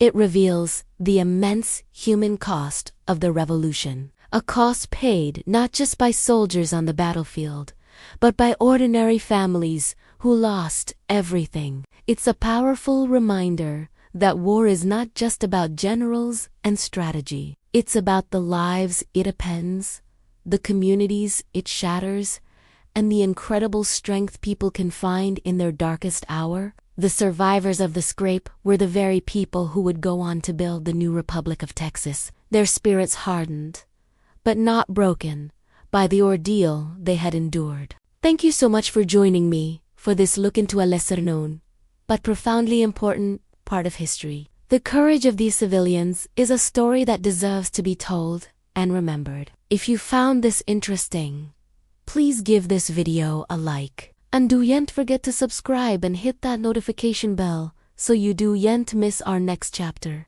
We'd love to hear your thoughts in the comments below. Until next time, stay curious. Welcome back to our series on the Texas Revolution. When we last left off, the Texan Army, under the command of Sam Houston, was in a desperate retreat, a strategic withdrawal known as the runaway scrape.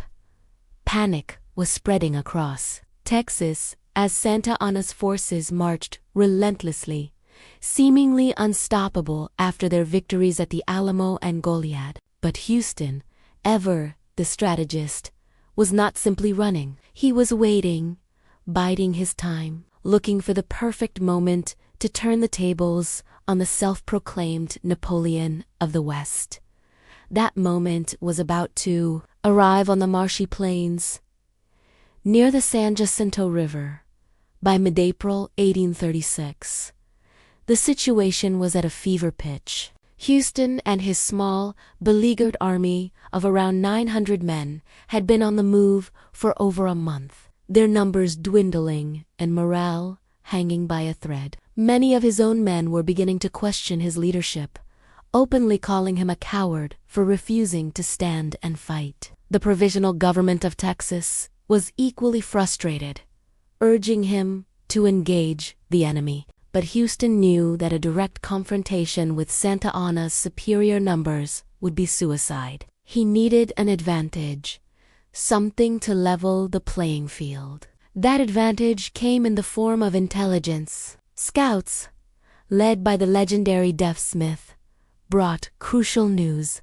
Santa Anna, in his arrogance and eagerness to crush the rebellion once and for all, had split his forces. He was personally leading a smaller, elite column of about 1,200 soldiers, racing ahead to capture the Texan government at Harrisburg. In his haste, he had outrun his main army and his supply lines. Santa Anna, believing the Texans were all but defeated, had grown careless. This was the opening Houston had been waiting for. Making a sharp, decisive turn south, Houston led his army toward Lynch's Ferry on the San Jacinto River, a move that surprised everyone, including his own troops. He knew this was where he could intercept Santa Anna. They arrived on April 20th and set up camp in a grove of oak trees, a location that offered them cover and a strategic view of the surrounding prairie. Their backs were to Buffalo Bayou, a deep, marshy waterway.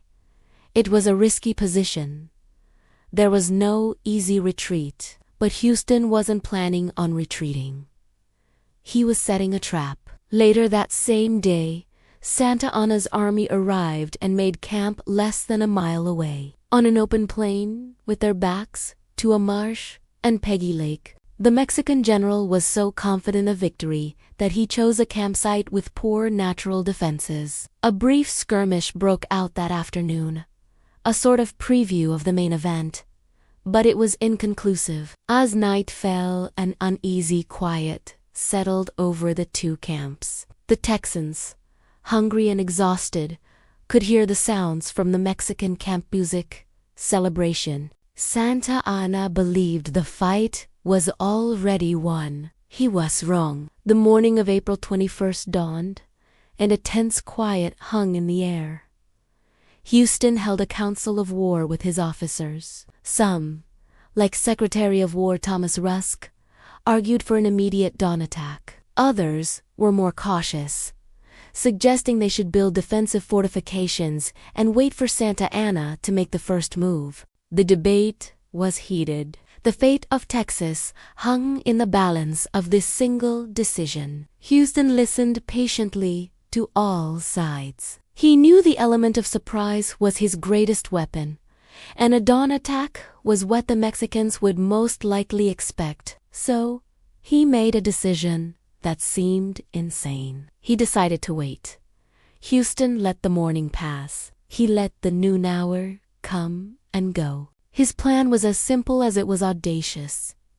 He would attack in the middle of the afternoon. This was completely against all conventional military wisdom of the era. Armies simply didn't launch major assaults during siesta time, the traditional afternoon rest period common in Spanish and Mexican culture. Santa Anna soldiers, having been on a forced march and confident the Texans were too scared to fight, would be resting, cooking, or watering their horses.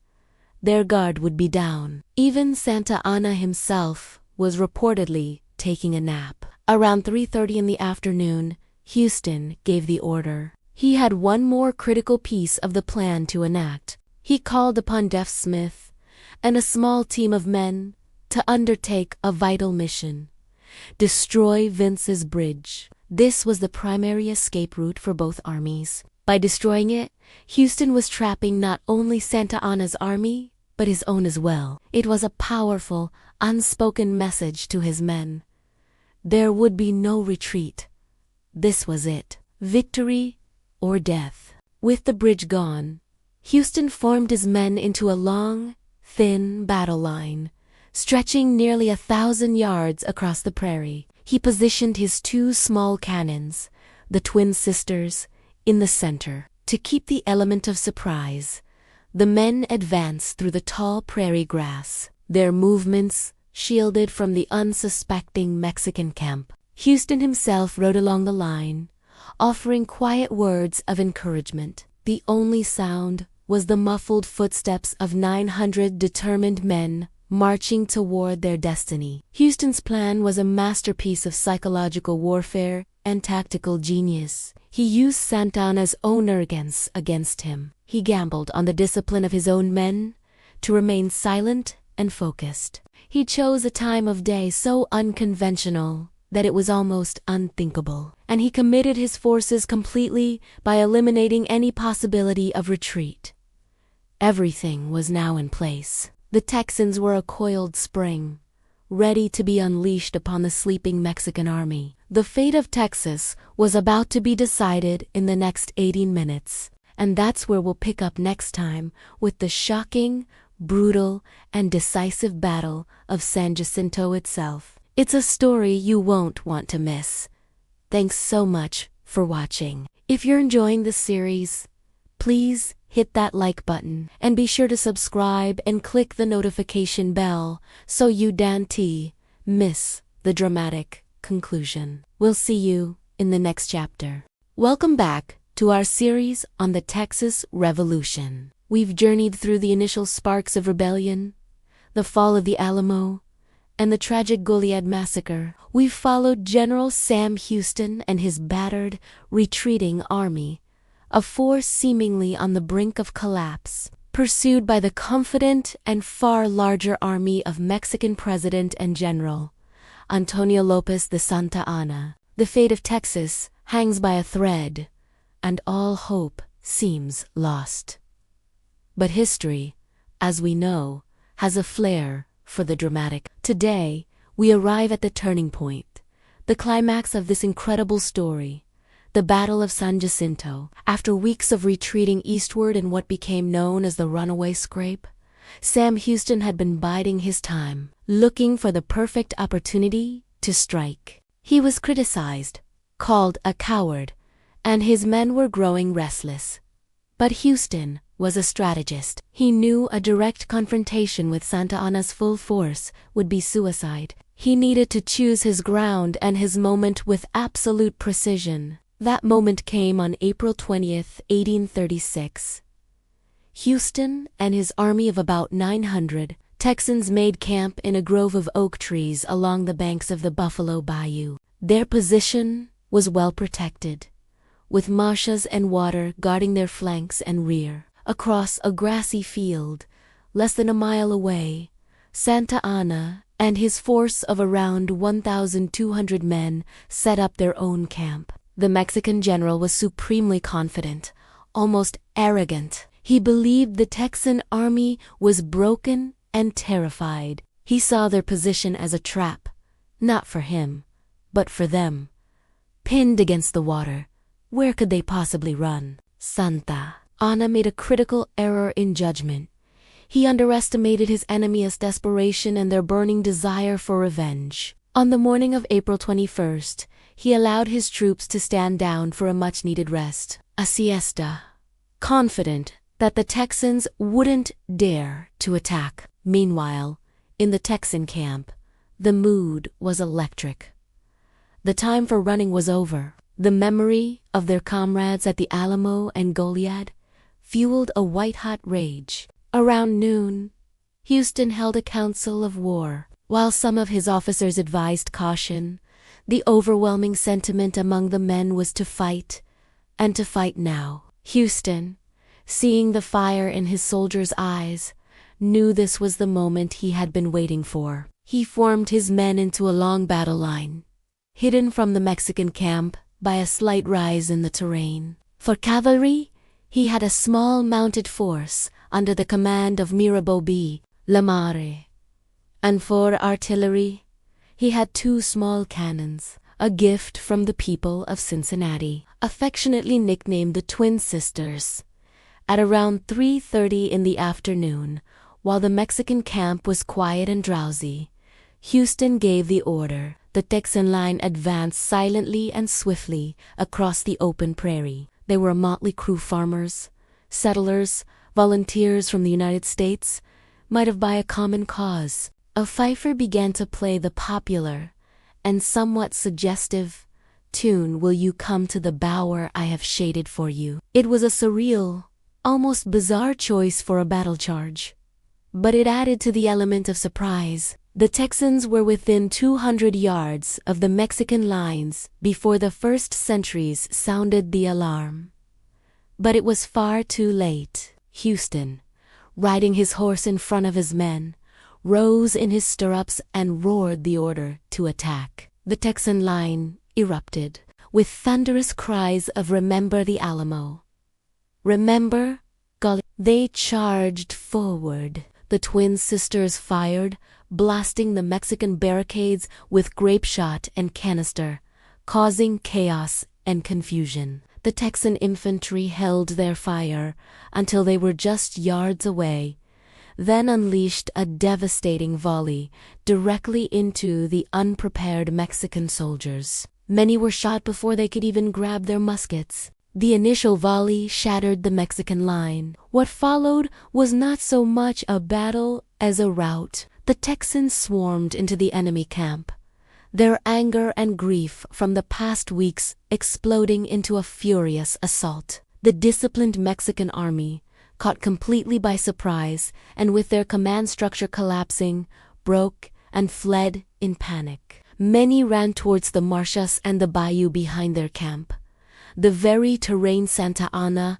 thought would trap the Texans. Instead, it became a death trap for his own men. The entire organized battle lasted a mere 18 minutes. It was one of the most decisive and lopsided victories in the history of warfare. In less than half an hour, the main force of the Mexican army in Texas was utterly annihilated. The official Texan casualties were incredibly light, about 11 killed and 30 wounded, including Sam Houston, who had his ankle shattered by a musket ball early in the fight. In contrast, over 600 Mexican soldiers were killed, and more than 700 were taken prisoner. The Texan quest for vengeance was brutal and complete, but the most significant prize was yet to be found. General Santa Anna, the Napoleon of the West, had vanished during the chaos. He had shed his ornate general's uniform and attempted to escape disguised as a common foot soldier.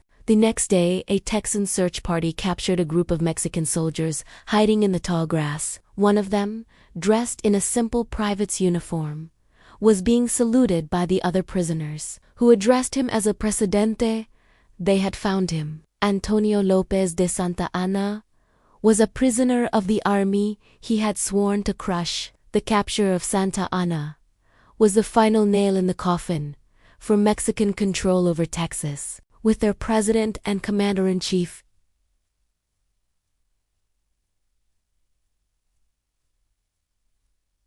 in enemy hands, the remaining Mexican forces in Texas, under the command of General Vicente, had no choice but to obey the orders given by their captured leader. Under duress, Santa Anna signed the treaties of Velasco. The public treaty declared an end to hostilities and required all Mexican troops to withdraw south of the Rio Grande. A second, secret treaty promised that Santa Anna, in exchange for his life and freedom, would persuade the Mexican government to recognize the independence of the Republic of Texas. And just like that, with an 80-minute battle and the capture of one man, the Texas Revolution was over. The impossible had been achieved. A small band of determined rebels had won their independence from a major nation. The Battle of San Jacinto didn't just secure Texas's freedom. It changed the map of North America forever, paving the way for the eventual annexation of Texas by the United States and the subsequent Mexican-American War. A stunning example of how strategy, timing, and a burning desire for revenge can turn the tide of history in a single bloody afternoon. Thank you so much for joining me on this deep dive into the Battle of San Jacinto. It's a story that truly demonstrates the incredible drama of history. If you enjoyed this video and want to learn more, please hit that like button and be sure to subscribe and turn on notifications so you don't miss our next chapter. We appreciate your support and we'll see you next time. Hey everyone, and welcome back to our deep dive into the Texas Revolution. Today, we're tackling a phrase that has echoed through nearly 2 centuries of history, a rallying cry that's more than just words. Remember the Alamo. We've talked about the siege, the battle, and the tragic loss of life. But how did this defeat transform into the single most powerful motivator for the Texan army? How did 3 simple words come to symbolize the birth of a new identity? Let's explore the enduring legacy of this iconic battle cry. Following the fall of the Alamo in March of 1836, news of the brutal final assault spread like wildfire across Texas. Messengers carried the grim details. No quarter was given, and every defender was slain. But instead of crushing the rebellion as Santa Anna intended, this news had the opposite effect. It ignited a firestorm of outrage and a burning desire for retribution. The story of the Alamo defenders, who chose to fight to the last man against impossible odds, transformed them from mere soldiers into martyrs for the cause of liberty. Their sacrifice became the ultimate symbol of Texan resolve. It was no longer just a rebellion, it was a crusade. As General Sam Houston strategically retreated eastward, gathering strength and waiting for the right moment, his army swelled with volunteers. These weren't just the original colonists. They were men from the United States and beyond, drawn to Texas by the heroic tale of the Alamo. They came seeking not just land, but to avenge the fallen. The phrase, "Remember the Alamo," began to appear on makeshift flags and was shouted in camps. It became a solemn vow, a promise made to the spirits of Travis, Bowie, Crockett, and all the men who died within those hallowed walls. It was a constant, grim reminder of what they were fighting for, and more importantly, what they were fighting against, a government they saw as tyrannical and merciless. The cry wasn't just about vengeance, though it was a powerful tool for forging a new, distinct Texan identity. Before the battle, the settlers in Texas were a diverse group of Anglos, Tejanos, and immigrants from various countries. They were united in their opposition to Santa Anna's centralist policies, but a shared identity was still forming. The Alamo changed everything. The shared grief and anger bonded these disparate groups together in a way nothing else could. To remember the Alamo was to declare oneself a Texan, to align with the ideals of freedom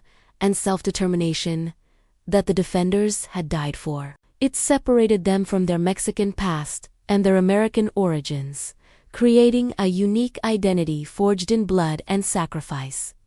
This wasn't just a political struggle anymore. It was a fight for the soul of a new nation. The emotional weight of the phrase reached its crescendo 6 weeks after the fall of the fort at the Battle of San Jacinto. As Sam Houston's forces prepared to launch their surprise attack on Santa Anna's unsuspecting army, the cry went up from the ranks. Shouts of, "Remember the Alamo," and "Remember Goliad," referencing another massacre of Texan prisoners, filled the air. This wasn't just a battle tactic, it was the release of weeks of pent-up fury and grief. It fueled the Texan charge, giving them a psychological edge that was arguably as important as any military strategy. Soldiers fought with a ferocity that stunned the Mexican army. They were channeling the spirits of their fallen comrades, delivering the vengeance they had sworn to achieve. The battle was shockingly brief, lasting only 18 minutes.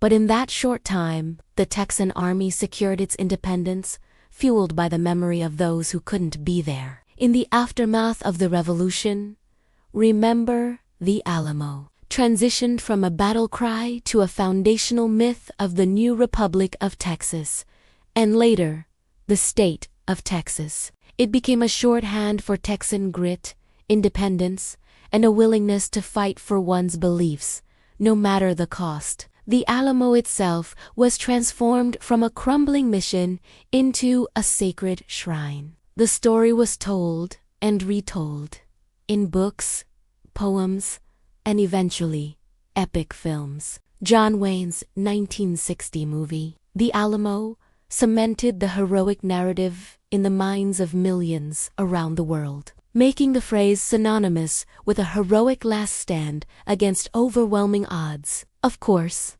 as with any historical narrative, the story is complex. Over the years, historians have worked to provide a more nuanced view, highlighting the role of Tejanos who also fought and died, and examining the complicated motivations behind the revolution, including the issue of slavery. But the power of the symbol endures. Remember the Alamo taps into a universal human story. The struggle of the few against the many, the ultimate sacrifice for a cause you believe in, and the idea that a defeat can inspire a victory. It speaks to the idea that memory is a powerful force, capable of uniting people and shaping the course of history. Today, the phrase is everywhere in Texas.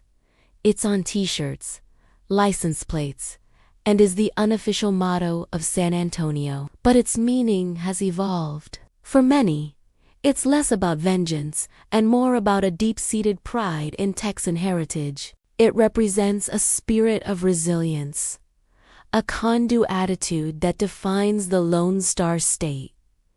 It's a reminder that from the ashes of a devastating loss, something new and powerful was born. It's a call to remember, not just the battle, but the ideals of liberty and self-determination that the defenders, in the minds of Texans, fought and died for. So, the next time you hear, remember the Alamo, I hope you'll think beyond the simple battle cry. See it as a symbol of vengeance that fueled a revolution. See it as the crucible in which a new Texan identity was forged. And see it as a testament to the enduring power of memory to inspire future generations. The cry that echoed across the field at San Jacinto continues to echo today, a permanent part of the American story. Thanks so much for joining me on this journey through Texas history. If you found this interesting, please hit that like button and subscribe for more deep dives into the stories that have shaped our world. Drop a comment below with your thoughts on the Alamo's legacy. We'll see you in the next chapter. Howdy, history buffs, and welcome back to our deep dive into the Texas Revolution. Last time, we left off with the smoke clearing after the Battle of San Jacinto, a stunning victory that changed everything. But winning the battle was just one part of the equation. Now, the newly formed Republic of Texas had a very important prisoner on their hands. General Antonio Lopez de Santa Anna, the President of Mexico himself. What do you do with the captured leader of the nation you just fought? That's the million-dollar question we're tackling today in Chapter 17. The Treaty of the Texan Army was a whirlwind of emotions. Some soldiers, still reeling from the massacres at the Alamo and Goliad, were screaming for Santa Anna's execution. They saw him as a tyrant who deserved no mercy. You can imagine the tension, right? The air was thick with calls for revenge. However, cooler heads, like Sam Houston, saw a different opportunity. Santa Anna alive was far more valuable than Santa Anna dead. He wasn't just a general, he was the key to securing the independence they had just won on the battlefield. The Texans decided to use their high-value prisoner as a bargaining chip for peace and recognition. So, Santa Anna was taken to the town of Velasco, which was serving as the temporary capital of Texas. There, under immense pressure, and as a prisoner of war, he was presented with a set of agreements. This wasn't a negotiation between equals. It was a deal dictated by the victors to the vanquished. On May 14, 1836, two documents were signed, collectively known as the Treaty of Alamo. One was public, the other was secret. This two-part structure was a clever bit of political maneuvering, designed to make the terms more palatable or at least achievable. Let's break down the public treaty first. It was the face of the agreement, the part meant for everyone to see. In it, Santa Anna, in his official capacity as the head of the Mexican government, agreed to end all hostilities. He pledged that he would not take up arms again against Texas and would order all Mexican forces to withdraw south of the Rio Grande. This was huge. It established a clear military boundary and was a de facto admission of defeat. The treaty also called for an exchange of prisoners and the return of property that had been confiscated by the Mexican army. Essentially, it was a ceasefire and a promise to pack up and go home. For the Texans, this was the immediate peace they desperately needed to start building their new nation without constantly looking over their shoulders. But the real bombshell was in the secret treaty. This was where the Texans went for the grand prize: official recognition of their independence. In this private agreement, Santa Anna promised to use his influence back in Mexico to secure a formal acknowledgement of the Republic of Texas. He also pledged to push for a permanent treaty of commerce and amity between the two nations. The crucial part of this secret deal was the establishment of the Rio Grande as the southern border of Texas. This was a massive land claim, far more expansive than the traditional boundary at the Nueces River. In exchange for these promises, the Texans agreed to release Santa Anna immediately and sent him back to Mexico, specifically to the port of Veracruz. It was a heist gamble. They were trading their most valuable prisoner for a promise that he would convince his own government to accept the dismemberment of its territory. Now, why the secrecy? Well, both sides had their reasons. For Santa Anna, signing a public treaty that gave away a massive chunk of Mexico would have been political suicide. He would have been seen as a traitor, and the treaty would have been instantly rejected. By keeping the independence clause secret, he could argue that he was simply trying to save his own life and buy time. For the Texans, they knew a public declaration of these terms by a captive president would likely be seen as invalid by the Mexican Congress. A secret agreement, they hoped, would give Santa Anna the political cover he needed to actually follow through once he was free. It was a pragmatic, if legally murky, solution to a very complicated problem. So, Santa Anna signs on the dotted line. He's put on a ship, the Invincible Asterisk, ready to sail back to Mexico and fulfill his end of the bargain. But here's where the story takes another dramatic turn. Just as the ship was about to depart, a group of angry Texan volunteers arrived. These men had just come to Texas to fight and were furious to learn that the Napoleon of the West was being set free. They forcibly removed Santa Anna from the ship and put him back in custody. This act completely derailed the plan. The Texans had failed to uphold their end of the secret treaty, releasing Santa Anna immediately. This gave Santa Anna, and more importantly, the Mexican government, the perfect excuse to declare the entire treaty null and void. And that's exactly what happened. The Mexican government, upon hearing the news, immediately disavowed the Treaty of Alamo. Their argument was simple and, from their perspective, legally sound. First, Santa Anna had signed it while he was a prisoner, meaning he signed under duress and lacked the legal authority to make such a deal. Second, as President of Mexico, he did not have the constitutional power to sign away national territory without the approval of the Mexican Congress. The Congress had never and would never ratify the treaty. So, in the eyes of Mexico, Texas was still a rebellious province. They had simply lost a battle, not the war. The Rio Grande border, a Texan fantasy. Independence, illegitimate. The aftermath was a messy political stalemate that would define the next decade. Texas saw itself as a sovereign nation, its independence sealed by victory at San Jacinto and confirmed by the Treaty of Velasco. Mexico, on the other hand, refused to accept this reality. They continued to view Texas as their own and launched several small-scale raids and expeditions over the years to try and reclaim it, though they never managed a full-scale invasion. This unresolved conflict, what is the border question, created a state of constant tension. It meant that the Republic of Texas was born on shaky ground, its sovereignty unrecognized by its powerful and hostile neighbor to the south. The legacy of the Treaty of Velasco is therefore incredibly complex. On one hand, it achieved the immediate goal of ending the war and getting the Mexican army out of Texas.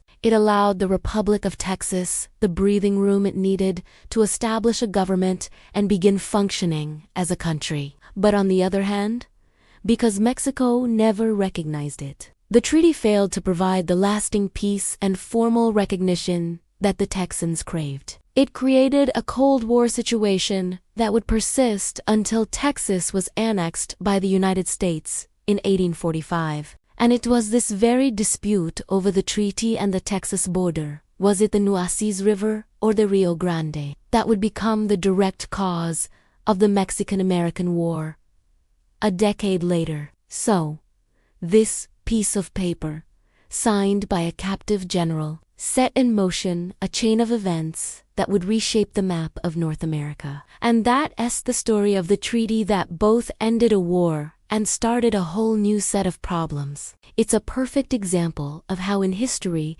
victory on the battlefield is often just the beginning of a much longer and more complicated political struggle. Thanks for joining me on this journey through Texas history. If you're enjoying the series, make sure to hit that like button, subscribe to the channel, and ring the notification bell so you don't miss our next chapter. We love having you here. Until next time, stay curious.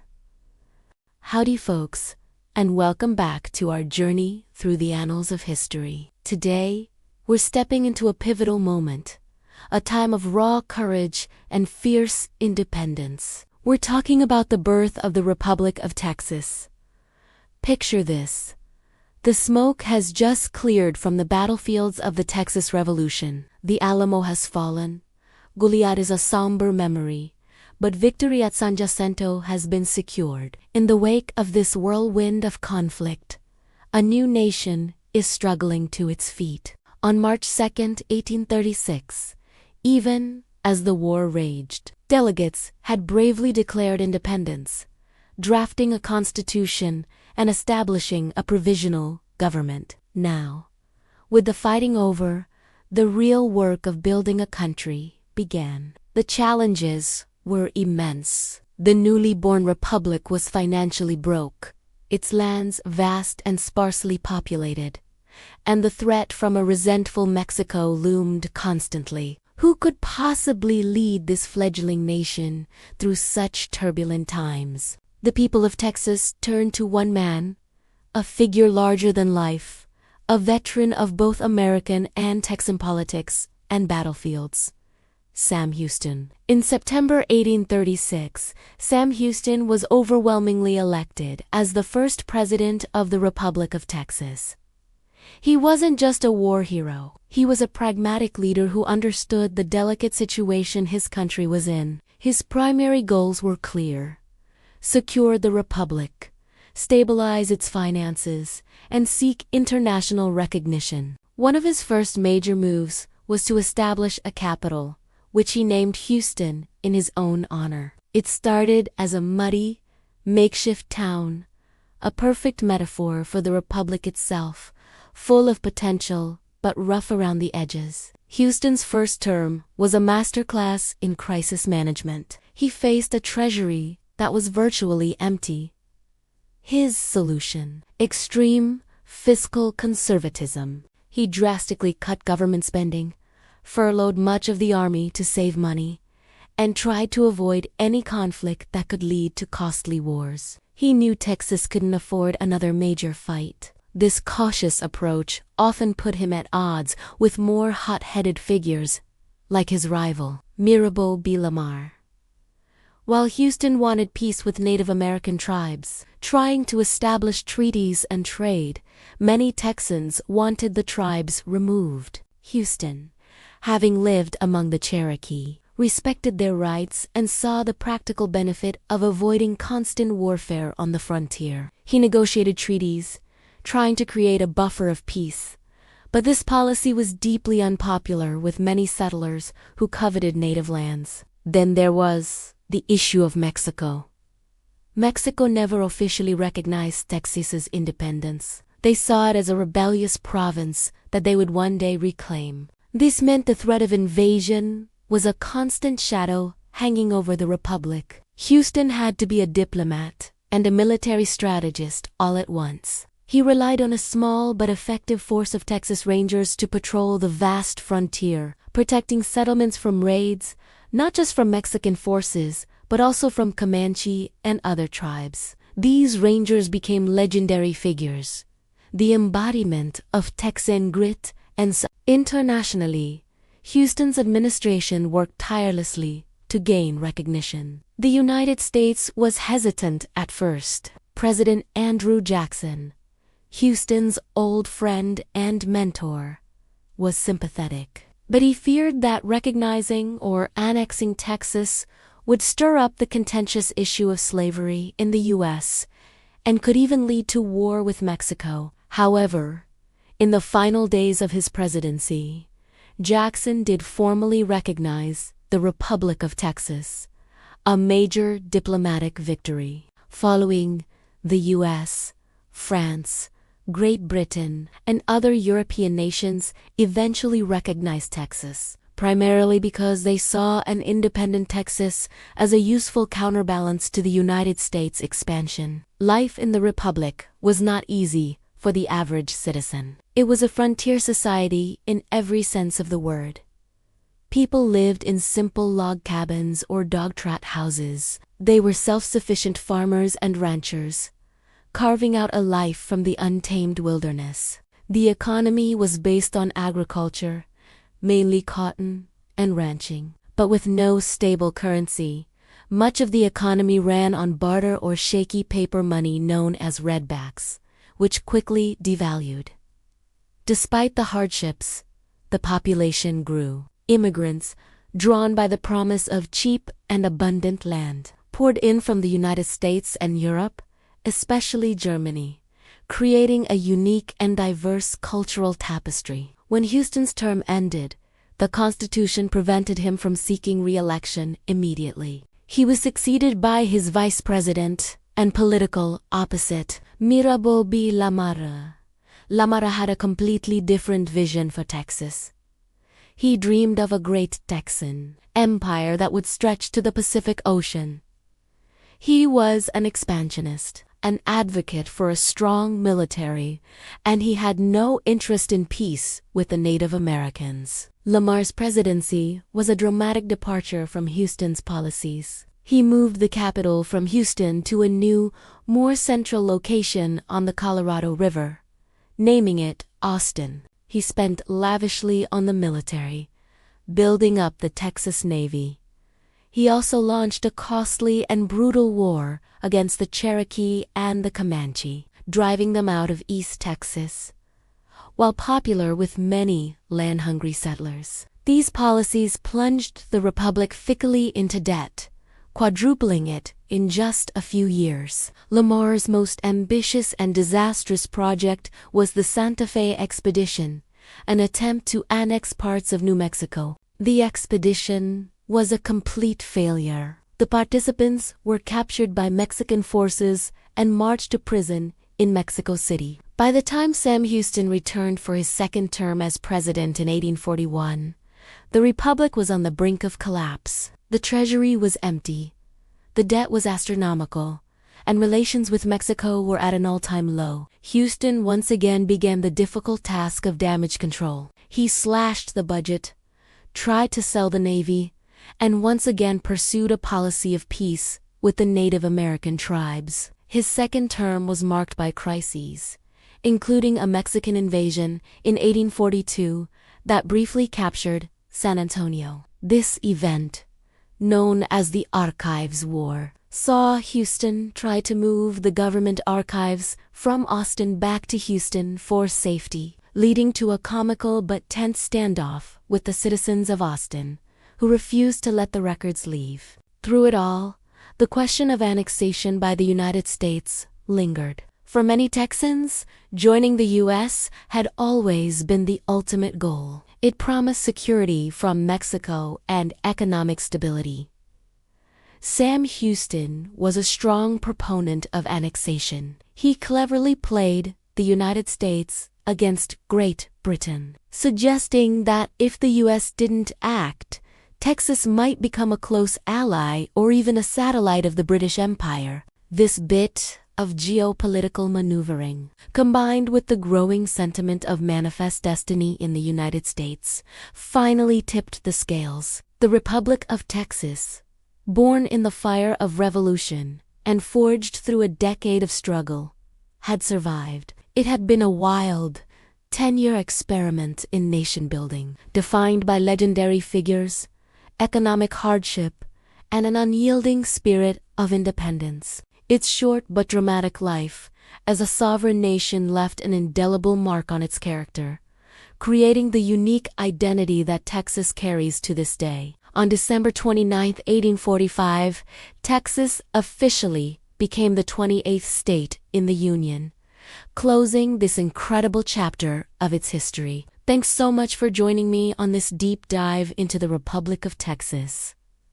It's a story of grit, vision, and the tough realities of building a nation from scratch. If you enjoyed this journey, please hit that like button, subscribe to the channel, and ring that notification bell so you don't miss our next chapter in history. We'll see you next time. Howdy, folks, and welcome back to our deep dive into the Lone Star State. Last time, we left off with Texas winning its independence, a brand new republic standing tall. But winning the war was one thing. Winning the peace was a whole different rodeo. Today, we're talking about the decade of the Republic of Texas, a time of big dreams, bigger debts, and a constant, nagging question: could Texas truly make it on its own? Picture this. You've just founded a nation. You've got a flag, a president, a whole lot of pride, but your pockets are completely empty. That was the reality for the Republic of Texas. The war for independence had been costly, and now the new government had to figure out how to pay for, well, everything. Roads, schools, a postal service, and most importantly, an army and a navy. The problem was, Texas had very little cash. Its main source of income was customs duties from trade, which was nowhere near enough. They tried printing their own money, the famous redbacks, but without solid backing, its value plummeted. At one point, a Texas dollar was worth less than a dime in U.S. currency. The Republic was drowning in debt, and it was getting deeper every day. This economic crisis was bad enough, but Texas had another massive problem: security. To the south, Mexico had never officially recognized Texas's independence. They still considered it a rebellious province.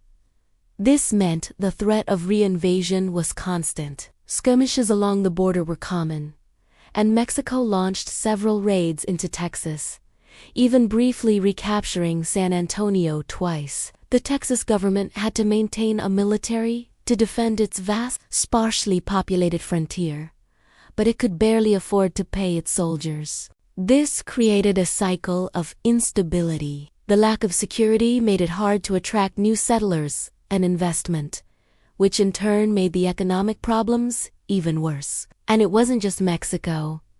On the western and northern frontiers, powerful Native American tribes, particularly the Comanche, controlled huge territories. While some leaders like Sam Houston tried to forge peaceful relationships through treaties, others, like his successor Mirabeau Lamar, pursued a much more aggressive and costly policy of removal. These conflicts were brutal and expensive, further draining the republic's already empty treasury and stretching its military thin. The dream of a vast Texan empire stretching to the Pacific, which Lamar championed, was just that, a dream clashing hard with the reality of a bankrupt and besieged nation. So, with an empty wallet and enemies on all sides, Texans started looking north.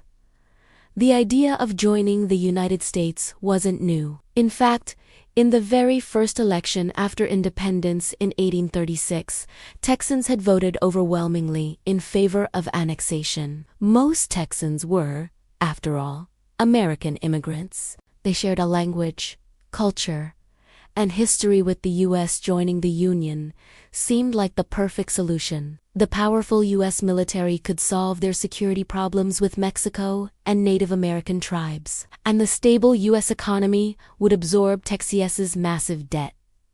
It was a no-brainer, right? Well, not for the United States. For a decade, the U.S. repeatedly said, "No thanks."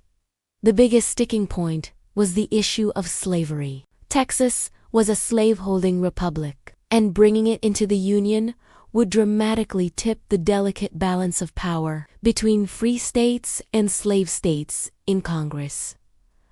Northern abolitionists were fiercely opposed to adding another massive slave state. On top of that, annexing Texas meant inheriting its border dispute with Mexico. Many American politicians, including Presidents Andrew Jackson and Martin Van Buren, feared that bringing Texas into the fold would almost certainly trigger a war with Mexico, a war they weren't eager to fight. So, for nearly 10 years, Texas was left waiting at the altar. The international stage added another layer of complexity. Great Britain and France, both global superpowers, were very interested in the new republic. They officially recognized Texas and saw a golden opportunity. An independent Texas could be a valuable trading partner, a source of cotton outside of U.S. control, and, most importantly,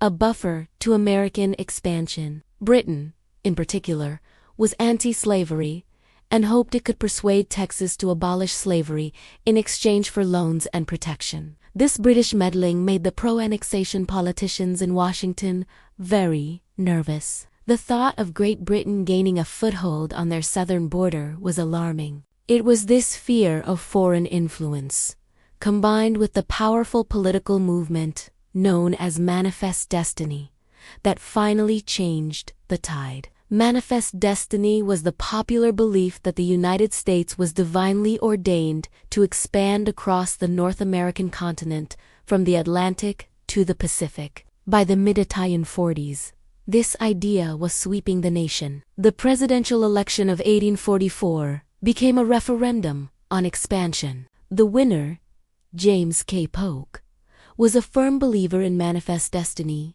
and ran on a platform of annexing both Texas and the Oregon Territory. His victory was a clear signal that the American public was ready to embrace expansion, regardless of the consequences. With a clear mandate from the people, the political gears in Washington finally began to turn. The outgoing president, John Tyler, saw his chance to secure a legacy. Knowing a formal treaty might fail in the Senate, he pushed for annexation through a joint resolution of Congress, which only required a simple majority in both houses. It was a clever political maneuver. In the final days of his presidency, in early 1845, Congress passed the resolution. The offer was officially on the table. Back in Texas, President Anson Jones, the last president of the Republic, called a special convention. The choice was clear: accept the American offer of statehood,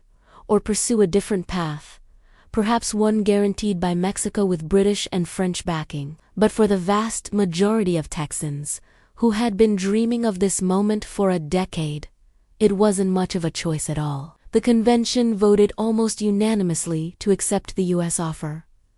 The people of Texas then ratified that decision in a public vote. The Lone Star was ready to be stitched into the Stars and Stripes. On December 29, 1845, President Polk signed the legislation, making Texas the 28th state in the Union. The grand experiment of the Republic of Texas was over. At a ceremony in Austin, in early 1846, the flag of the Republic was ceremoniously lowered, and the flag of the United States was raised. President Anson Jones declared, "The final act in this great drama is now performed. The Republic of Texas is no more."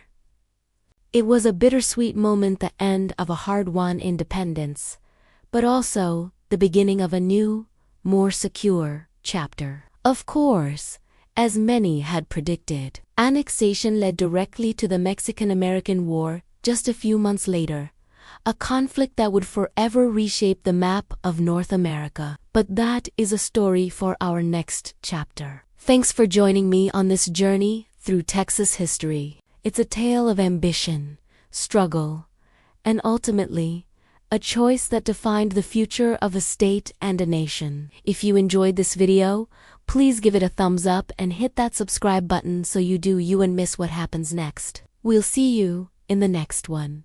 Howdy folks, and welcome back to our journey through history. We've traveled a long and dusty road, from the first sparks of rebellion to the final, decisive clashes of the Texas Revolution.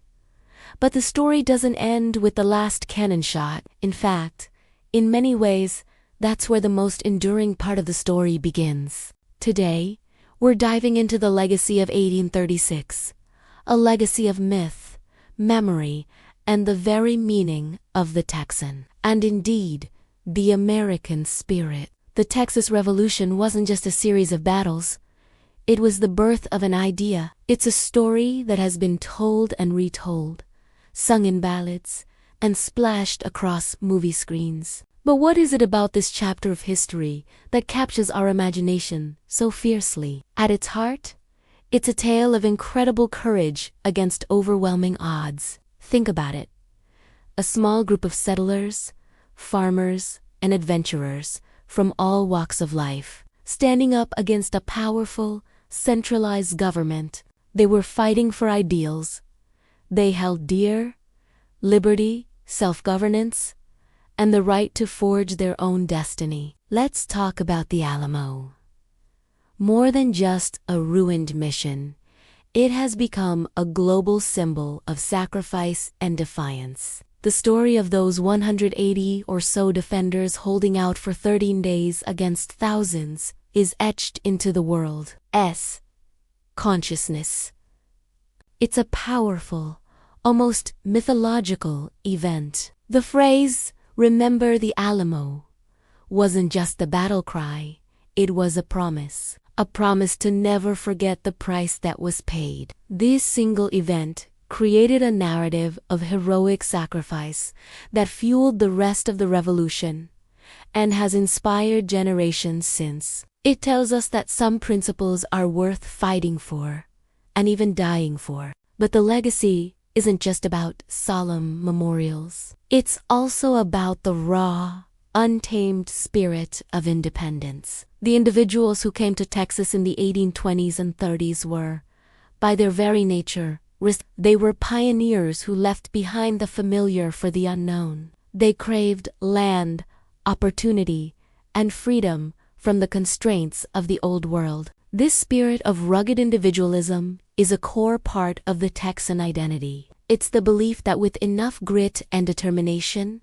you can carve out a life for yourself on your own terms. This wasn't just about politics. It was a way of life, that defined the American frontier. The victory at San Jacinto, a stunning and swift reversal of fortune, solidified this legacy. It proved that the sacrifices at the Alamo and Goliad were not in vain. It was the ultimate underdog story. Sam Houston's small, ragtag army, achieving in 18 minutes what seemed impossible just weeks before. This victory cemented the idea that resilience and strategic smarts could triumph over brute force. It's a testament to the power of a united cause and a refusal to give up, no matter how dire the circumstances. The Republic of Texas was born from this incredible moment of resolve. Of course, like all great historical sagas, the legacy is complex. It wasn't a simple story of heroes and villains. The push for independence was deeply intertwined with difficult issues, including the expansion of slavery, which is a crucial and somber part of the story that we must acknowledge and understand. The revolution also had a profound and often devastating impact on the Tejanos, who were caught between two worlds, and on the Native American tribes whose lands were at the center of this westward expansion.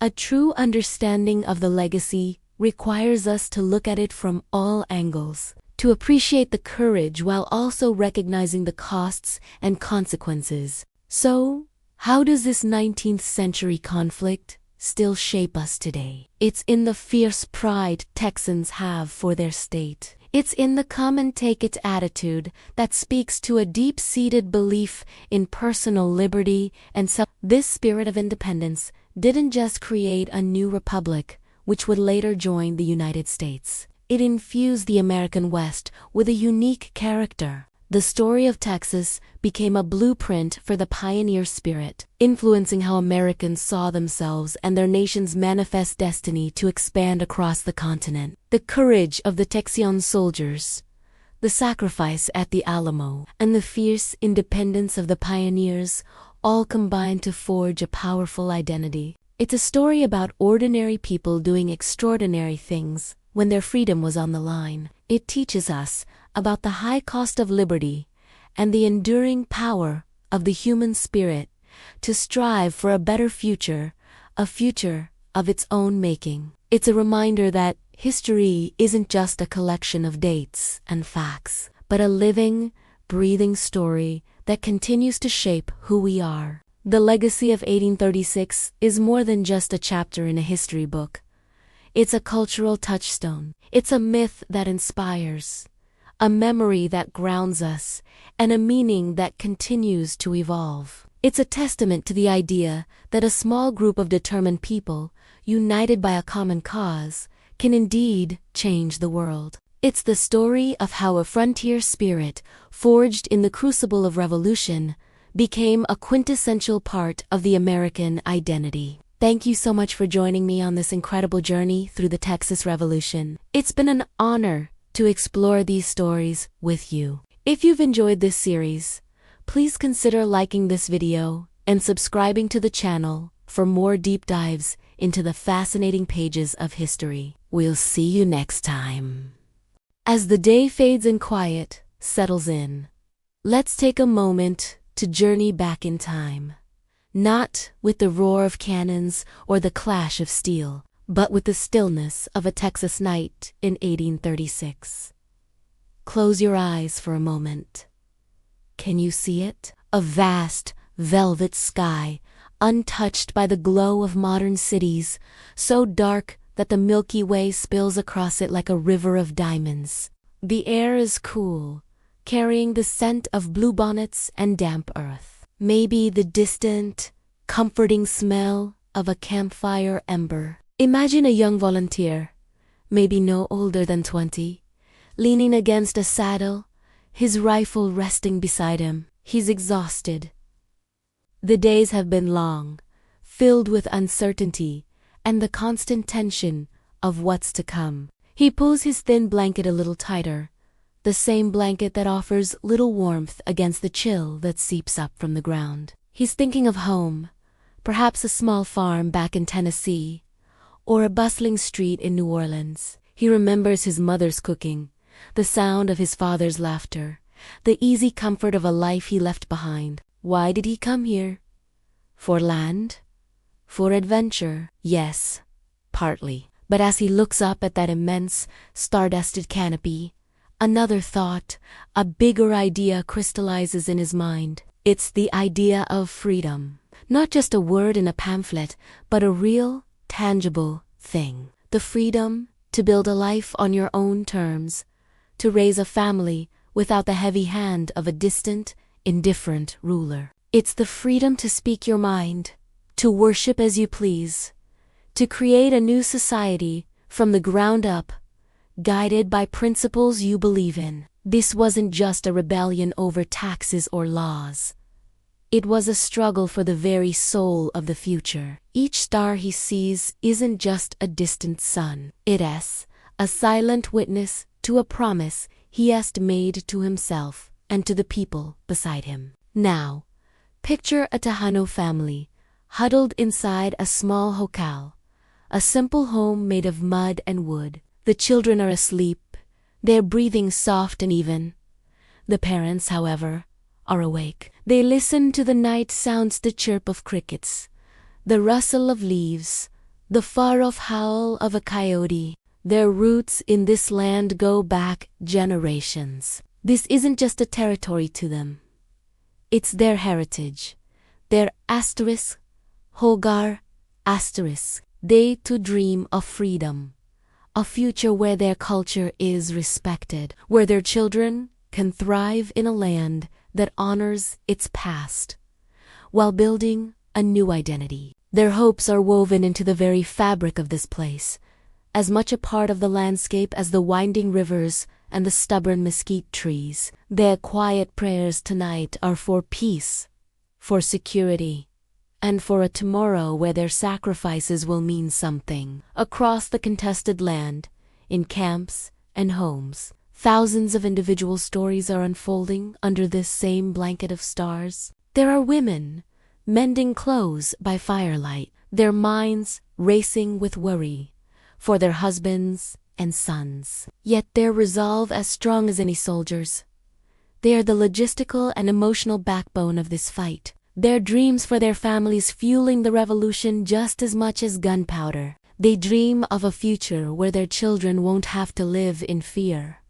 A future of schools, churches, and peaceful communities. Their strength is a quiet, enduring flame in the darkness.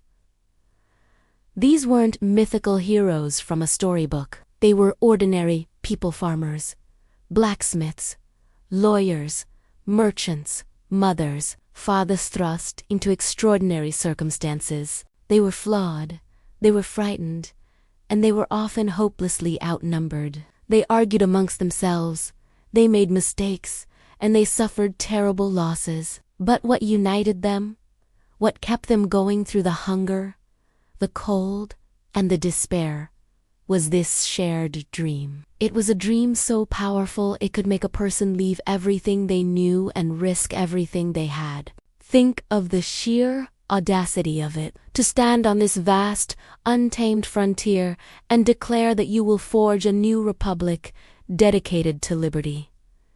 It was a gamble against incredible odds. Yet, as they looked up at the cosmos, perhaps they felt a sense of perspective. The same stars that shone down on them had shone on ancient empires, and would shine on generations yet to come. In that grand cosmic scale, their own lives might seem small, but their ideals felt as boundless as the sky itself. The dream of Texas was born in these quiet moments of reflection, under the silent, watchful eyes of the stars. It was a dream of independence.